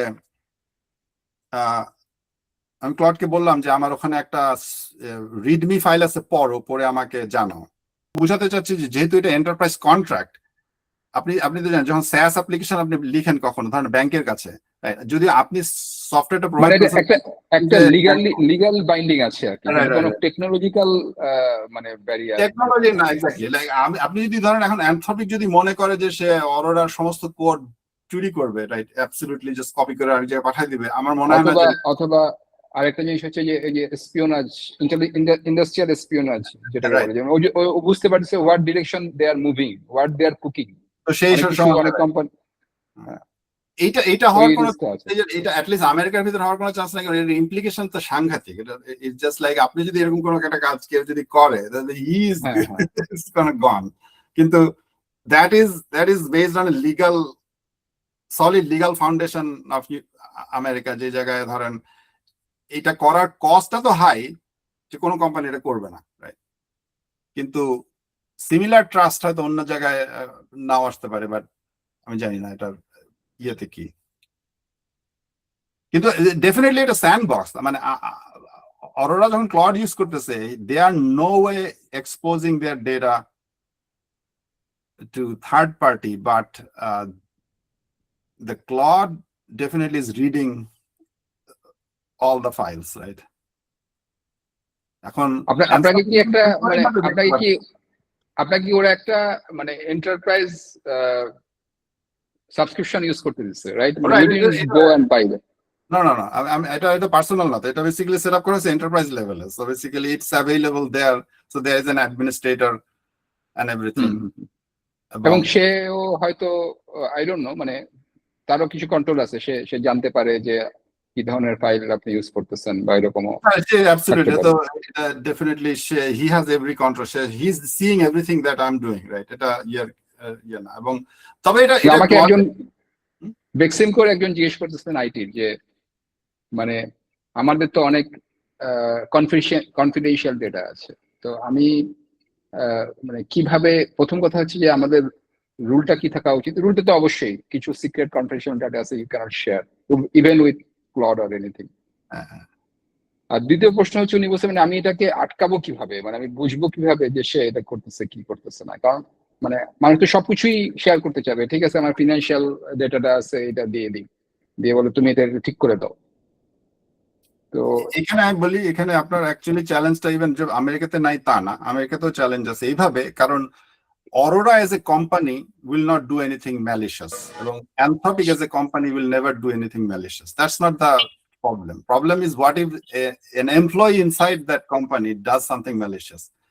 Usually যদি একটা কোম্পানি কোনো malicious কাজ করে, এটার জন্য কিন্তু এমপ্লয়ি দায়ী হয় না, শুধু কোম্পানিটা অ্যাজ এ হোল দায়ী হয়ে যায়। So they are liable whatever that company. এই জন্য আমি আপনাকে একটা এক্সাম্পল দিই। আমি যখন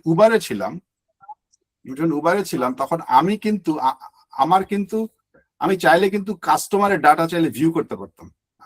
আমি চাইলে একটা ডাটাবেসে লগ ইন করে আমি select star from trips where user is Fuad বলে আমি দেখতে পারবো যে সে ফুয়াদ কোথা থেকে কোথায় গেছে আজকে।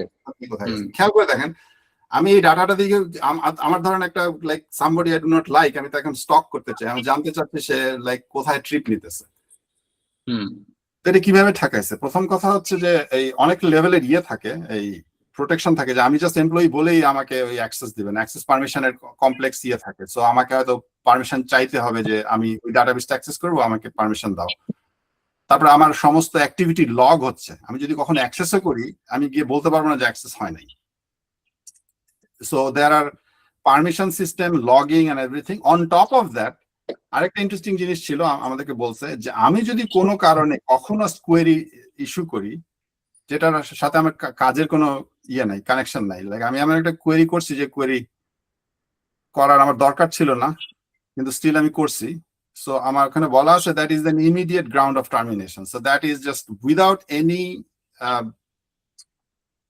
এক্সপ্লেনেশন যে আমি সরি ভুল হয়ে গেছে কিছু, তো এরকম শক্ত ওয়ার্নিং দেওয়া আছে। কিন্তু আমি বোঝাতে চাচ্ছি this enterprise security challenge is not new with AI, it's already there. আপনি যদি ব্যাংকিং সফটওয়্যার কাউকে প্রডিউস করেন, আপনার as an employee you have to give some employee to some access, because তাদের তো ওই অ্যাডমিন করতে হবে, অনেক কিছু করতে হবে। হোয়াট ইফ তারা ব্যাংকের ডাটাবেসে ঢুকে জেনে যায় অনেক কিছু, তাই না?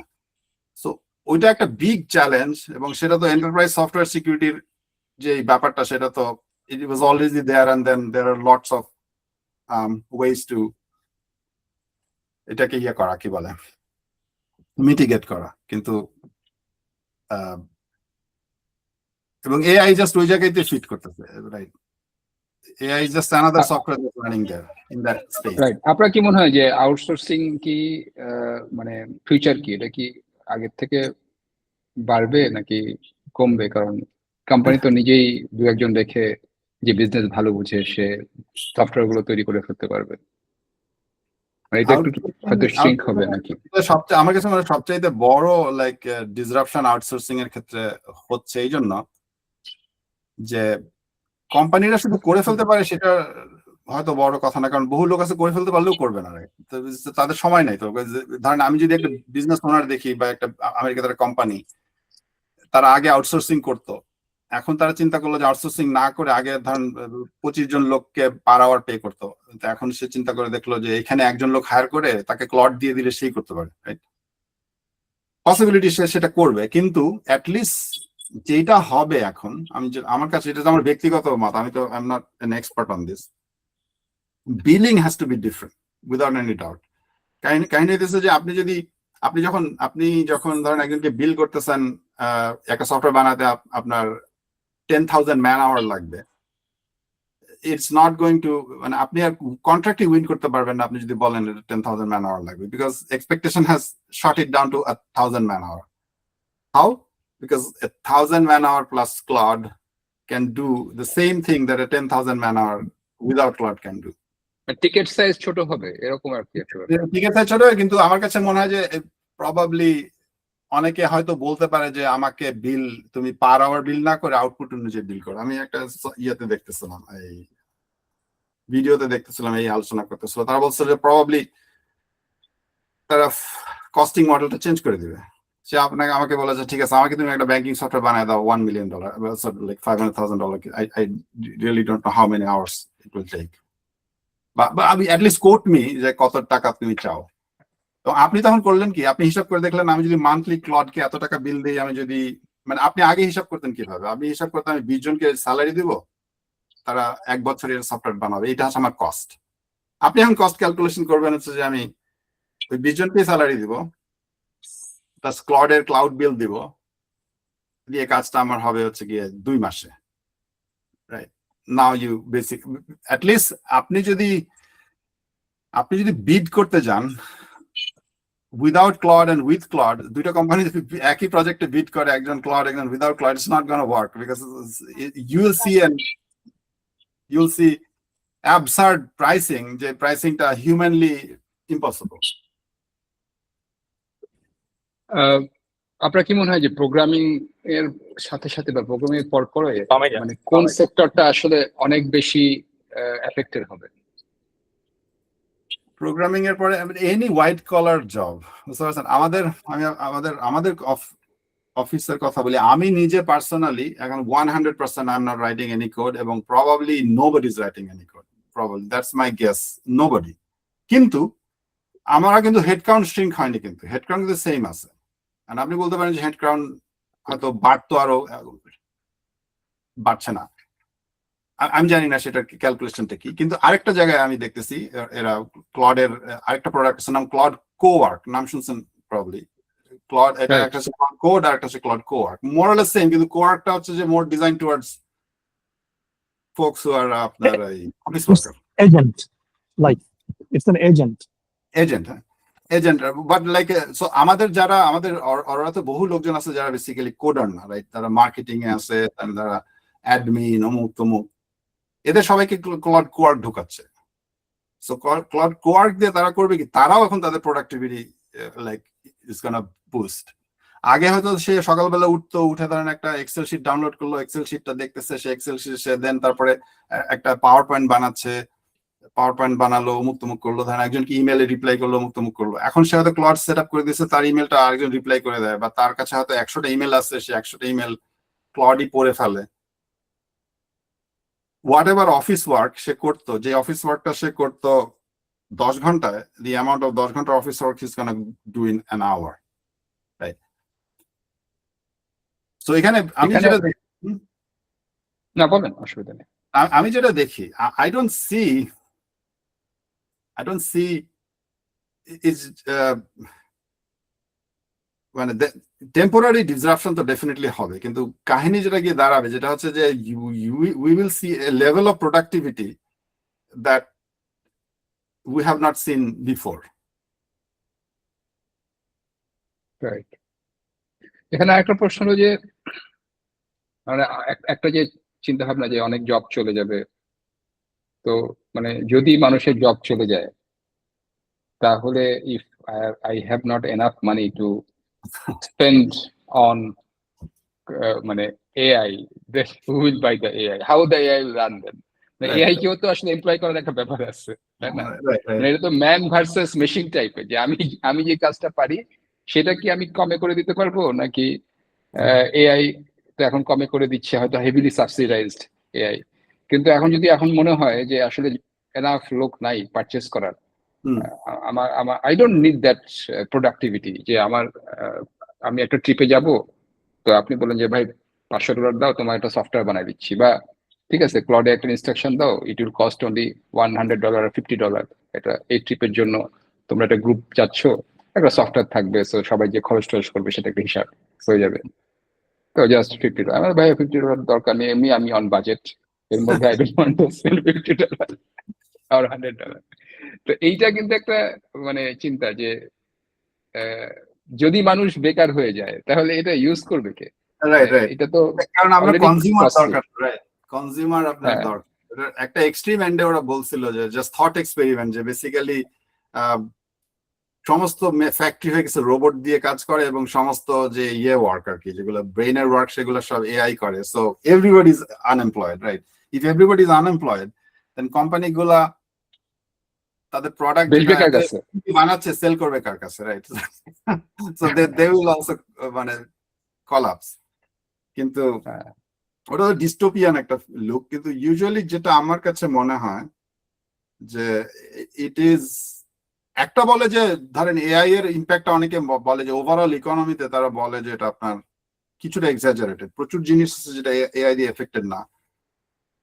প্লাম্বার, ইলেকট্রিশিয়ান, এগুলা রোবট দিয়ে করার মতো অবস্থা আসতে অনেক দেরি আছে।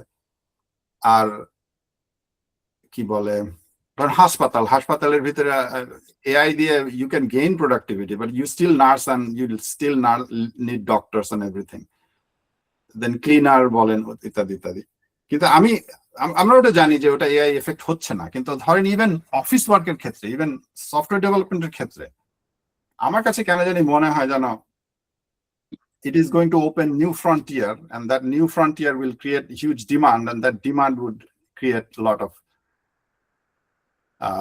lot of jobs. এবং আপনি যদি ইভেন ডিসরাপশন খেয়াল করেন, আমি একটু ছোটখাটো বলি যে অ্যাডভার্টাইজিং, আগে আমি ধরেন আমার মনে আছে, আমি যদি ধরেন একটা বাড়ি ভাড়ার অ্যাড দিতে চাই, আমি ইত্তেফাকের অফিসে গিয়ে আপনি গিয়ে একটা টুলেট পোস্ট করলেন, অথবা আপনি যারা টিউশনই করতো তারা অনেক সময় ইত্তেফাকে গিয়ে অ্যাড পোস্ট করতো যে আমি বুয়েটের ছাত্র, আমি পড়াইতে চাই। হ্যাঁ, এখন মানুষ কি করতেছে, এখন আপনি চাইলে এখন যে বাংলাদেশে দেখবেন ট্রিমেন্ডাস অ্যামাউন্ট অফ একটা ইকোসিস্টেম তৈরি করছে, যেখানে লোকাল বিজনেস ওনাররা তারা ফেসবুকে অ্যাড দিতেছে, রান করতেছে, সেই ফেসবুকের অ্যাড দিয়ে। সো ফেসবুক যে বাংলাদেশে আসছে, বা ইভেন ইউটিউব, কতগুলো বাংলাদেশ ইউটিউব দিয়ে কত লাখ লাখ টাকা আয় করতেছে, রাইট? কিন্তু সেই লাখ লাখ টাকাটা কে পে করতেছে? খেয়াল করে দেন, আপনার ইউটিউবের যে অ্যাডভার্টাইজিং বাজেট, সেটা তো বাংলাদেশের লোকাল কোম্পানিগুলো তারা পে করতেছে। বাট তারা পে করতেছে কিসের জন্য? Nobody is forcing them to run ad on YouTube, because they are getting some benefit out of it, right? So সব মিলায় ইকোনমিটা বড় হয়ে গেছে, যে কারণে ক্যালকুলেশনটা চেঞ্জ হয়ে গেছে, বুঝতে পারছেন? সো আমার কাছে কেন জানি মনে হয় যে something like that has happen এবং উইল হ্যাপেন। কিন্তু কি বলে,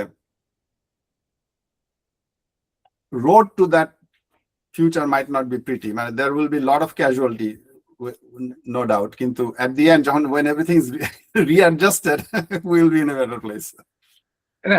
রাইট, এটা তো খারাপ দিন তো সবসময় থাকে না, ভালো দিন আসবে, এটা এই থিওরি তো আছে। Eventually the dust will be settled at some point. হ্যাঁ, কিন্তু আচ্ছা। আমরা যেহেতু ধরেন সফটওয়্যার নিয়ে কথা বলতেছি, রাইট? আমরা তো সফটওয়্যারের লোকজন। আমার কাছে মনে হয় যেন সফটওয়্যারে একটা ট্রিমেন্ডাস অপরচুনিটি আছে, স্পেশালি আপনি জানেন, আপনি তো সফটওয়্যার কোম্পানি চালাচ্ছেন বাংলাদেশে। আমার কাছে মনে হয় যেন it's a gift for you, like it's a gift wrap placed in front of you. আমি বলি কিভাবে, কারণ আমি যদি চিন্তা করেন, আপনার একটা বড় বাধা কিসের? সফটওয়্যার ডেভেলপমেন্টে স্কেল করার জন্য, like you and more business, more and more business, you need more and more customer, and then even if you had more and more customer, you need more and more software developer. আপনি যদি খেয়াল করেন, আমরা দুইটা জায়গায় কিন্তু restriction আছে। আমি যদি কালকে বলে আপনি 10,000 ডেভেলপার হায়ার করতে আমি পারবেন না, there is no 10,000 developer for you, right? আপনি যদি বলেন যে আমি ইন্টারভিউ নিব না, আসলেই হায়ার করব, তুমি শুধু তোমাকে একটা বেসিক স্কিল থাকতে হবে, you still are limited how many engineer can hire, এবং আপনার আয় হচ্ছে আপনি কতজন লোককে এমপ্লয় করতেছেন সেটার উপরে। সো আপনার ওই জায়গায় একটা রেস্ট্রিকশন আছে। আর কাস্টমার কি, আপনি customer somebody has to pay for it, right? এবং সে যদি পে করে আপনাকে, তার তো সেটার ভ্যালু থাকতে হবে, সে কোথা থেকে পে করবে, রাইট? যেন দেখবেন বাংলাদেশের সফটওয়্যার ডেভেলপমেন্ট যতদূর জানি একটা বিরাট অংশ সফটওয়্যার ডেভেলপার কনজিউমার কার্ড, যারা বড় বড় কোম্পানি, ব্যাংক ট্যাঙ্ক হাবি জাবি লাইক টেক্সিমকো, বসুন্ধরা, তা নাহলে গভর্নমেন্ট। আপনি কোনদিন দেখছেন যে আপনাকে একটা মম এন্ড পপ শপ ফোন করে বলছে যে আমার একটা সফটওয়্যার দরকার? হি নেভার সেড যে আমার একটা সফটওয়্যার দরকার। আপনি তাকে কোট করবেন 5 লাখ টাকা, সে তো ড্রেস থেকে পড়ে যাবে, আমি কেউ অত টাকা কোথা থেকে দিব? ইমাজিন যে এখন software development is cheaper, which actually opens up this new opportunity. Right. তবে আমার একই সাথে আরেকটা জিনিস মনে হয় যে মানে আমরা তো অনেক কিছুই ইউএসএ ওয়েস্ট বা প্রিডমিনেন্টলি ইউএস এর পার্সপেক্টিভে চিন্তা করি, কিন্তু আমি চিন্তা করছিলাম যে এই যে ইন্টারনেট আসছে, মানুষের লাইফ পরিবর্তন হয়ে গেছে, it's a huge disruption for everybody. তো আমি বাসা থেকে আসতেছিলাম, তো দেখলাম যে একটা লোক একটা ভ্যানে করে কিছু মানে জিনিসপত্র নিয়ে যাচ্ছে, খেলনা বিক্রি করতেছে। তো আমি চিন্তা করলাম, আচ্ছা ইন্টারনেট এই লোকটার লাইফে কি পরিবর্তন নিয়ে আসছে? তো অনেক চিন্তা ভাবনা করে দেখলাম যে না, তেমন কোনো পরিবর্তন হয়নি। সে ওইটা আগেও বেচতো, এখনো ভ্যানে করে বেচতেছে। আমি চিন্তা করলাম, আচ্ছা যদি এআই আসে তাহলে এর জীবনে কি পরিবর্তন আসবে? সে কি মানে এআই কে জিজ্ঞেস করবে, এআই তাকে অনেক তথ্য দিবে, বা মানে এইসব কিছু না, still he will bring stuff from Karwan Bazar and sell door to door. তো এই যে একটা হিউজ পপুলেশন, এবং এটা তো কম না আসলে, মানে এটা তো আসলে হিউজ, লাইক হয়তো 7 বিলিয়নের মধ্যে হয়তো 6 বিলিয়ন মানুষই হচ্ছে এরকম আসলে। তাদের বাসায় মানে ওরকম ইন্টারনেট নাই, বা মানে সে নিজে ইউজ করে না। তারপরে হয়তো তার কোনো ওয়াশিং মেশিন নাই, তার কোনো ভ্যাকুয়াম ক্লিনার বা রোবোটিক ভ্যাকুয়াম ক্লিনার নাই। তো এআই দিয়ে সে কি করবে? তো এটা আমরা সবসময় চিন্তা করি যে সারা পৃথিবী বদলে যাবে, কোনো মানুষ থাকবে না, সবকিছু অটোমেটেড হয়ে যাবে। হ্যাঁ, কিন্তু সে তো এখনো নিজেই কুক করে, সে ফুড পান্ডায় বা ইয়েতে অর্ডার দেয় না, উবার ইটস এ অর্ডার দেয় না। সে এখনো এক জায়গা থেকে আরেক জায়গায় সাইকেলে চলে যায় বা ভ্যানে চলে যায়। ঠিক আছে, তো pretty much most of the মানুষের লাইফ হয়তো সেমই থাকবে। আমি আপনাকে এইটার অ্যাঙ্গেলে আমি বলি, আমি জাস্ট হাইপোথেটিক্যাল কথা বলবো, এটার ভিতরে অনেক ফাঁক আছে, কিন্তু ধরেন ফর এ সেকেন্ড আপনি ওই ফাঁক গুলাকে ইগনোর করেন, লোকটার ভবিষ্যতে পরিবর্তন কিভাবে হতে পারতো সেটা বলি। প্রথম কথা, সে কি সেল করতেছিল আপনাকে বলেন? সে সেল করতেছিল সাম খেলনা আর সামথিং। হ্যাঁ, খেলনা, ছোটখাটো এগুলো, হ্যাঁ, প্লাস্টিকের বেসিক্যালি সে মার্চেন্ট, সে কোনো একটা জায়গা থেকে হোলসেলে কিনে দেন, সেটা সে ডোর টু ডোর বিক্রি করে, ভ্যানে করে বিক্রি করে। এখন তার ইনকামটা limited by how many item he can sell, right? Because if he can sell 10 item, he earns a specific amount of money. সে যদি তার সেলটাকে বাড়াতে পারতো তাহলে সঠিক, কিন্তু দেখবেন ডোর টু ডোর সেল করে সে কিন্তু তার সেল বাড়াতে পারবে না। এবং 2 নাম্বার হচ্ছে যে সে অ্যাডভার্টাইজিং এন্ড সেল দুটো একসাথে করতেছে। সে যখন তাকে মানুষ ডিসকভার করতেছে কোথায়? রাস্তাতে, যে রাস্তাতে তার পাশ দিয়ে যারা যাচ্ছে তারাই তাকে ডিসকভার করতেছে। এখন চিন্তা করেন, সে সামহাউ জিনিসটা বেচা শুরু করলো অনলাইনে, এবং সে instead of door to door সে বেসিক্যালি তার খেলনাগুলা সে ফেসবুক ফিডে ইনজেক্ট করে দিচ্ছে। হ্যাঁ, এখন সে 10টার জায়গায় সে এখন প্রায় 5,000 খেলনা বিক্রি করতেছে দিনে, দেন হি earns a lot of money. কিন্তু ওই লোকটা ওইটা করতে তখনই পারবে ধরেন যখন আপনি বা এরকম কেউ আলিবাবার মতো একটা মার্কেট প্লেস খুলে বসে আছে, যারা যেখানে ইউ ক্যান সেল, তাই না?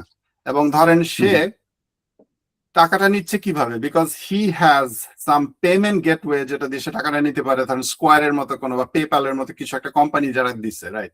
এন্ড দেন সে বেসিক্যালি ডোর টু ডোর না গিয়ে সে বেসিক্যালি এগুলো শিপ করতেছে, because there is somebody, some software, some guy who gave created a company called FedEx or FedEx type company, right? So সে এখন যেটা করে, সে basically massive amount of খেলনা pump করতেছে through না that. এগুলো সবই কিন্তু বাংলাদেশে আছে।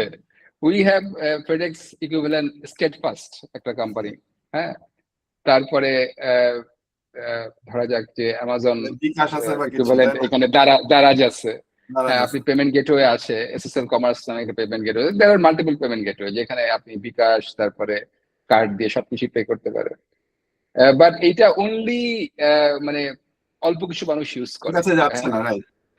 লাস্ট 8-10 বছর ধরে এগুলো তৈরি হয়েছে, কিন্তু মানে আরবান মিডল ক্লাস এবং আপার ক্লাস এরা ইউজ করে।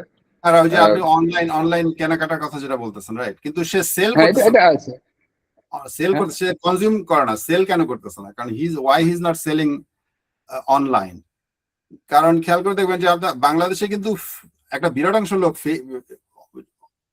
দারাজ আছে, ঠিক আছে, ডেফিনেটলি দারাজ আছে, কিন্তু there is probably some sort of friction there, right? না মানে ধরা যাক আমার বাসায় আমার ওয়াইফ হার্ডলি সে অনলাইনে পারচেস করে। কেন করে? মানে কেন পারচেস করে না? কারণ হচ্ছে যে সে আমার বাচ্চাকে স্কুলে নামাই দিয়ে আসতে আসতে তার রাস্তায় মানে ভেজিটেবল এবং ফ্রুটস কেনা হয়ে যায়। আচ্ছা, হ্যাঁ, ওইখানে যে ছেলেটা আছে সে তাকে খুব ইয়ে করে, মানে আপা করে, এবং তাকে খুব খাতির করে। আমাকে দেখেও সালাম দেয়, আমি তাকে চিনি না কিন্তু আমাকে দেখে লম্বা লম্বা সালাম দেয়। আমি পরে বুঝি যে এইটা মনে হয় আমার মানে ওয়াইফের মানে কানেকশন আর কি, ঠিক আছে। হঠাৎ করে সালাম দিচ্ছে কেন, ব্যাপার কি? তো খুব বলে যে আপা এটা নিয়ে যান, নতুন একটা আসছে, এবং আপার ধারণা যে তাকে ও যে জিনিসটা দিচ্ছে সেটা খুব ভালো কোয়ালিটি দিচ্ছে, হ্যাঁ। এবং যদি কখনো একটা তরমুজ নিয়ে আসলো, তরমুজ কাটার পরে দেখা গেল এটা কাঁচা, তো বলে অসুবিধা নেই, আমি এটা ওরে ফেরত দিয়ে দিবো। এবং লিটারালি সে ফেরত দিয়ে দেয়, এবং পরে আরেকটা পাকা তরমুজ তাকে দেয় কাটার পরেও। তো এই যে রিলেশনশিপ, এবং রাস্তায় ও দেখে দেখে কিনতেছে, শি এনজয়স ইট। তার অনলাইনে অর্ডার দিবে, আসবে, এগুলো তার দরকার হচ্ছে না, বিকজ শি হ্যাজ টাইম। এবং মানে this is how it is আসলে। না সেটা ঠিক, সেটা ঠিক। সো এবং এরকম অনেক মানে আমাদের ওইখানে মানে রাস্তায় তো, ঢাকা শহরে আপনি তো অনেকদিন হয়তো মানে আসেননি, কিন্তু দেখবেন যে এই যে ভ্যান কালচার, মানে খাবারের ভ্যান, ফ্রুটস বিক্রি হচ্ছে, ভেজিটেবল বিক্রি হচ্ছে, মুরগি বিক্রি হচ্ছে, সবকিছু এরা এই ভ্যানে করে করে নিয়ে আসে এবং লোকজন কিনে।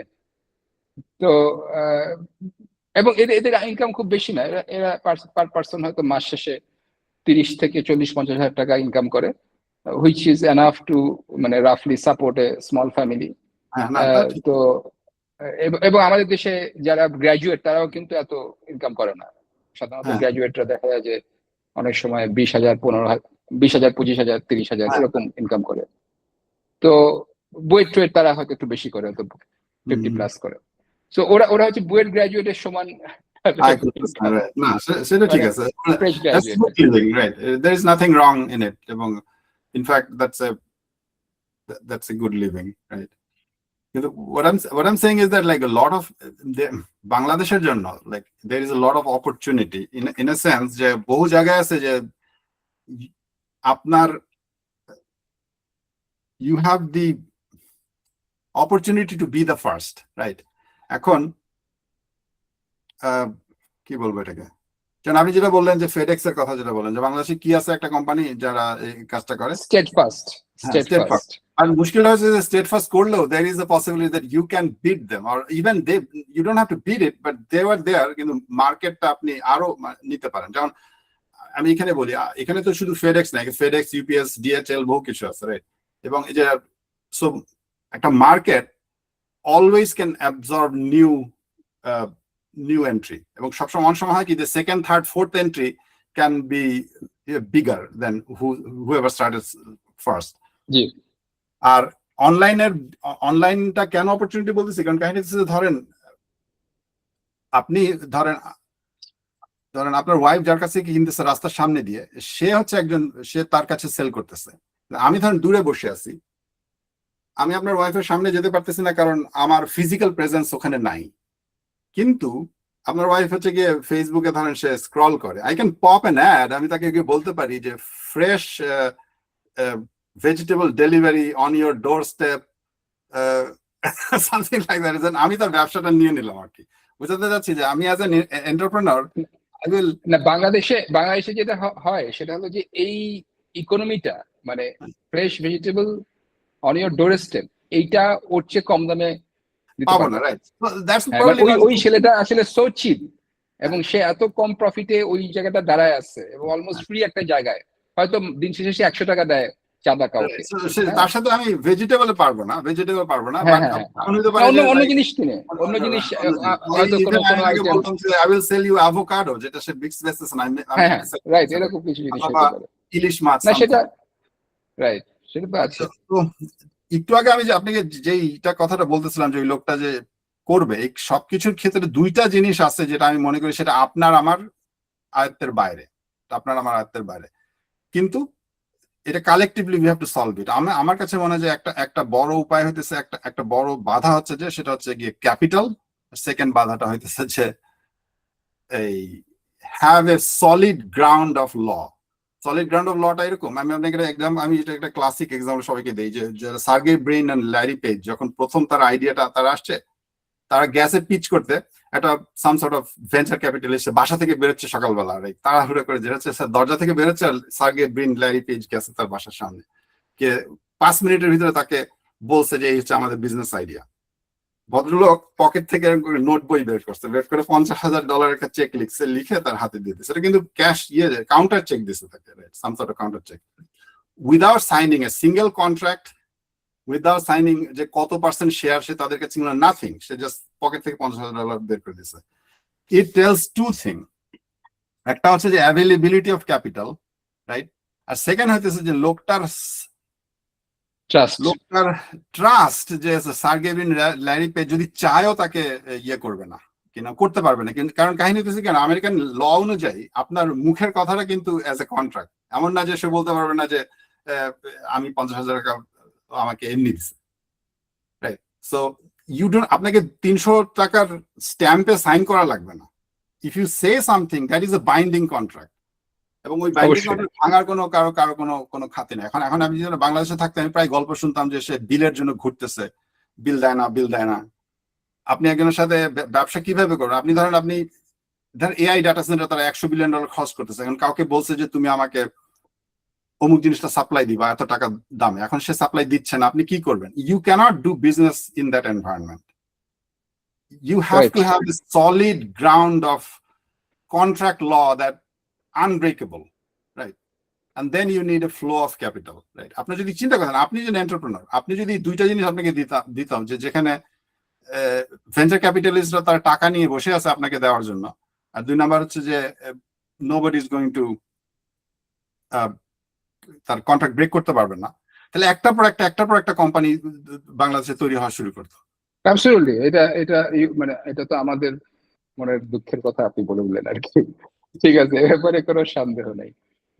ফুয়াদ, ফারুক, যদি কিছু বলতে চাও বা কোনো প্রশ্ন করতে চাও। ফারুক, তুমি তো চুপচাপ।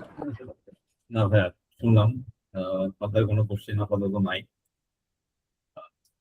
তবে 10x এর যে ব্যাপারটা বললেন ভাইয়া, যে একসময় তো সবারই ইয়ে ছিল যে না শুধু ডেভেলপার হলে হবে না, যত সিনিয়র হবে তোমাকে আসলে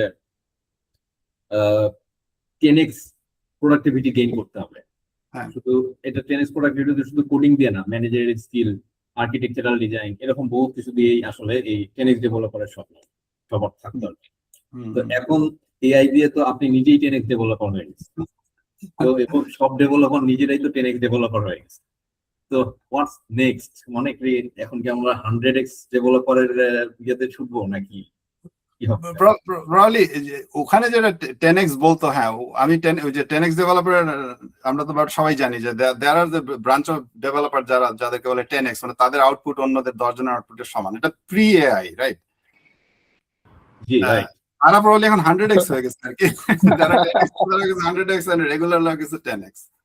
এবং জাস্ট সংক্ষেপে একটা জিনিস বলি, 10x এখানে বলতে কি বোঝায় জানো? যে আমি যদি দুইটা ওয়ার্কফ্লো খুব সংক্ষেপে বলতাম এরকম, যে আমি বিফোর এআই আমি কি করতাম। আমি জানি, ধর আমি একটা সবচেয়ে ট্রিভিয়াল এক্সাম্পল দিই, তাহলে বুঝতে পারবো যে আমার প্রোডাক্টিভিটি গেইনটা কোথা থেকে হচ্ছে। আমাকে একটা কাজ দিছে যেটা আমি অ্যাবসলিউটলি সিম্পল, আমি জানি আমি কাজটা করব, সেটা হচ্ছে যে আমার সাম সর্ট অফ আমার একটা ব্যাচ প্রসেস আছে, ওটার শিডিউলটা চেঞ্জ করবো। আমি জানি ফাইলটা কোথায়, আমি জানি কি করতে আমি কি করবো, আমি ভিজুয়াল স্টুডিওটা খুলবো, খুলে তারপরে আমি ফার্স্টে ফাইলটা খোঁজার চেষ্টা করবো। আমার ফোল্ডার আমি এক্সপ্যান্ড করতেছি, আমার কিছুক্ষণ লাগবে খুঁজে বের করতে, রাইট, কারণ আমি তো জানি না। অথবা আমি হয়তো সার্চ দিলাম, দেন ফাইলটা পেলাম, পাওয়ার পর আমি আবার ফাইলটা খোলার পর ফাইলে আমি আবার ফাইন দিয়ে সার্চ করতেছি যে লাইনে আসলাম, লাইনে আসার পর এখন আমি কোডটা মডিফাই করব। লাইক এখানে ক্রনের একটা সিনট্যাক্সে আমাকে লিখতে হবে একটা পার্টিকুলার কথা, আমি ভুলে গেছি, ক্রনের সিনট্যাক্স মনে নাই। আমি এখন ক্রোম খুলে আমি সার্চ দিয়ে বের করবো ওটা কি, দেন কপি পেস্ট করবো, পেস্ট করার পর আমি এটাকে গিট চালাতে গিয়ে আর দেখবো এরর হয়েছে, এরর কোডটা কি সেটা কি আমি আবার গুগলে গিয়ে সার্চ করবো, ও আচ্ছা ও এই ভুলটা করছে, আচ্ছা ঠিক আছে, আবার তারপর আমি সেভ করলাম, সেভ করার পর আবার এবার চলতেছে গিট কমিট, রাইট, গিট পুশ, পাবলিশ, আমি পিআরটা আমি সামারি লিখতেছি, রাইট। এই পুরা কাজটা করতে আমার 1 ঘন্টা লাগবে, রাইট, মিনিমাম। আমি এখন এই কাজটা এখন এআই এ কি করব, আমি বলবো যে এই update this file, like change the, যেমন লাস্ট টাইম যেটা বলতেছিলাম যে আমাদের এই যে একটা পাইপলাইন আছে যেটা প্রত্যেক ফ্রাইডেতে চলে, find that file, delete the most recent schedule, add a reschedule for tomorrow, and then create a PR, publish it. বলে আমি কফি খেতে যাবো, আমি একটু উঠে গেলাম, within 5 minutes everything is done, because সে তো চিন্তা করতেছে মানুষের মতো ঠিকই, কিন্তু সে তো কাজটা করতেছে at a কম্পিউটারের স্পিডে, মানুষের স্পিডে না। কাহিনীটা কি হলো? Right. So that is one kind of productivity gain is coming from there, right? তাহলে ভাই মানুষ করবেটা কি আসলে? না, এই যে এই কাজটা করলাম, কফি খাবে, কফি কফি আর কত খাবো সারাদিনে? কফি খেতে হবে একটু বেশি। ইনফ্যাক্ট আমি একটা লাস্ট কথা বলি, লাস্ট কথা হচ্ছে যে আমি ভাউচ করতে পারি, আমি যে সফটওয়্যার ইঞ্জিনিয়ার, এখানে তো আমরা সবাই সফটওয়্যার ইঞ্জিনিয়ার, আমাদের কাজটা কিন্তু স্ট্রেসফুল অনেক। আমি যখন 5টার দিকে আসি তখন আমি I am much more burn out, এটাকে বলে বার্ন আউট বলে, বিকজ আপনি কতবার যে ট্যাব খুলছেন কত কিছু করছেন, আমি টাইপ করতে আমার আঙ্গুল ব্যথা হয়ে গেছে, রাইট। এন্ড দেন স্ট্রেস, আমি যখন একটা কোড লিখতেছি চলতেছে না, আমি দেখতেছি এক্সেপশন থ্রো করতেছে, দেন আমি গুগলে যাচ্ছি, 5টা স্ট্যাক ওভারফ্লো ওয়েবসাইট সার্চ করার পর ফাইনালি আমার বাগটা খুঁজে পাইছি, ইত্যাদি আই এম ওয়ার্ন আউট। এখন আমার কোয়ালিটি অফ লাইফ কিন্তু ট্রিমেন্ডাসলি ইমপ্রুভ হয়েছে, কারণ আমি কিন্তু এগুলোর ভিতরে যাই না, আমি স্ট্যাক ওভারফ্লো সার্চ করি না, কারণ আমার এজেন্ট স্ট্যাক ওভারফ্লো সার্চ করে, আই ডোন্ট ডু দ্যাট। যখন ধরেন এরকম হয়েছে যে একটা প্রোডাকশন ইস্যু হয়েছে বা কোথাও একটা ইস্যু হয়েছে, একটা স্ট্যাক ট্রেস আছে, একটা হিউজ স্ট্যাক ট্রেস, আমি স্ট্যাক ট্রেসটা কপি করি, ক্লডকে বলি find root cause, that's it, আর কিছু না। সে খুব শীঘ্রই সুন্দর রুট কজ বের করে ফেলছে। আমি বুঝাতে চাচ্ছি যে ধরেন আমি আগে করতাম, হাতে ডিশওয়াশ করতাম, রাইট, ডিশওয়াশ করতাম আর আমি হাতে কাপড় ধুতাম, দেন আমি ঝাড়ু দিতাম। আমি ধরেন একজন বুয়া, কারো বাসায় আমি আমি আমি আমি ডিশওয়াশ করি, আমি কাপড় ধুই আর আমি ঘর পরিষ্কার করি। দিনের শেষে আমার গায়ে ব্যথা হয়ে যায়, অ্যাবসলিউটলি ব্যথা হয়ে যায়, রাইট। কিন্তু এখন হয়েছে কি, আমি ডিশওয়াশ করি, ডিশওয়াশারে আমি জাস্ট লোড করি, এটা নিজে হয় না, ডিশওয়াশারটা খুলি, ডিশগুলা লোড করি, বন্ধ করি, কাপড়গুলা নিয়ে আমি ওয়াশিং মেশিনে ঢুকাই দরজাটা বন্ধ করি। আর আমাদের রোবো ভ্যাকুয়াম আছে না, ভ্যাকুয়াম ক্লিনার কিছু একটা দিয়ে আমি করি। আমি কিন্তু কাজ আগে যা করতাম, আগে আমি একটা বাসায় কাজ করতাম সকাল 8টা থেকে 5টা পর্যন্ত, এখন আমি কাজটা করি 10টা বাসায় কাজ করি, কিন্তু একটা বাসায় না, 10টা বাসায় কাজ করি। কিন্তু যখন 5টার সময় বাসায় ফিরি, আমি ফ্রেশ ফিরি, কারণ আমার কোনো ফিজিক্যাল কোনো কষ্ট করতেছে না। So এটা একটা ওয়ান কাইন্ড অফ অ্যানালজি যে চেঞ্জটা হয়েছে আর কি। ওকে, থ্যাংক ইউ ভেরি মাচ। আমার মনে হয় যে আমরা এখানেই আমাদের রেকর্ডের সেশনটা শেষ করতে পারি। হোপফুলি যারা আউটসাইড কেউ শুনবেন তাদের উপকারে লাগবে। আসসালামু আলাইকুম।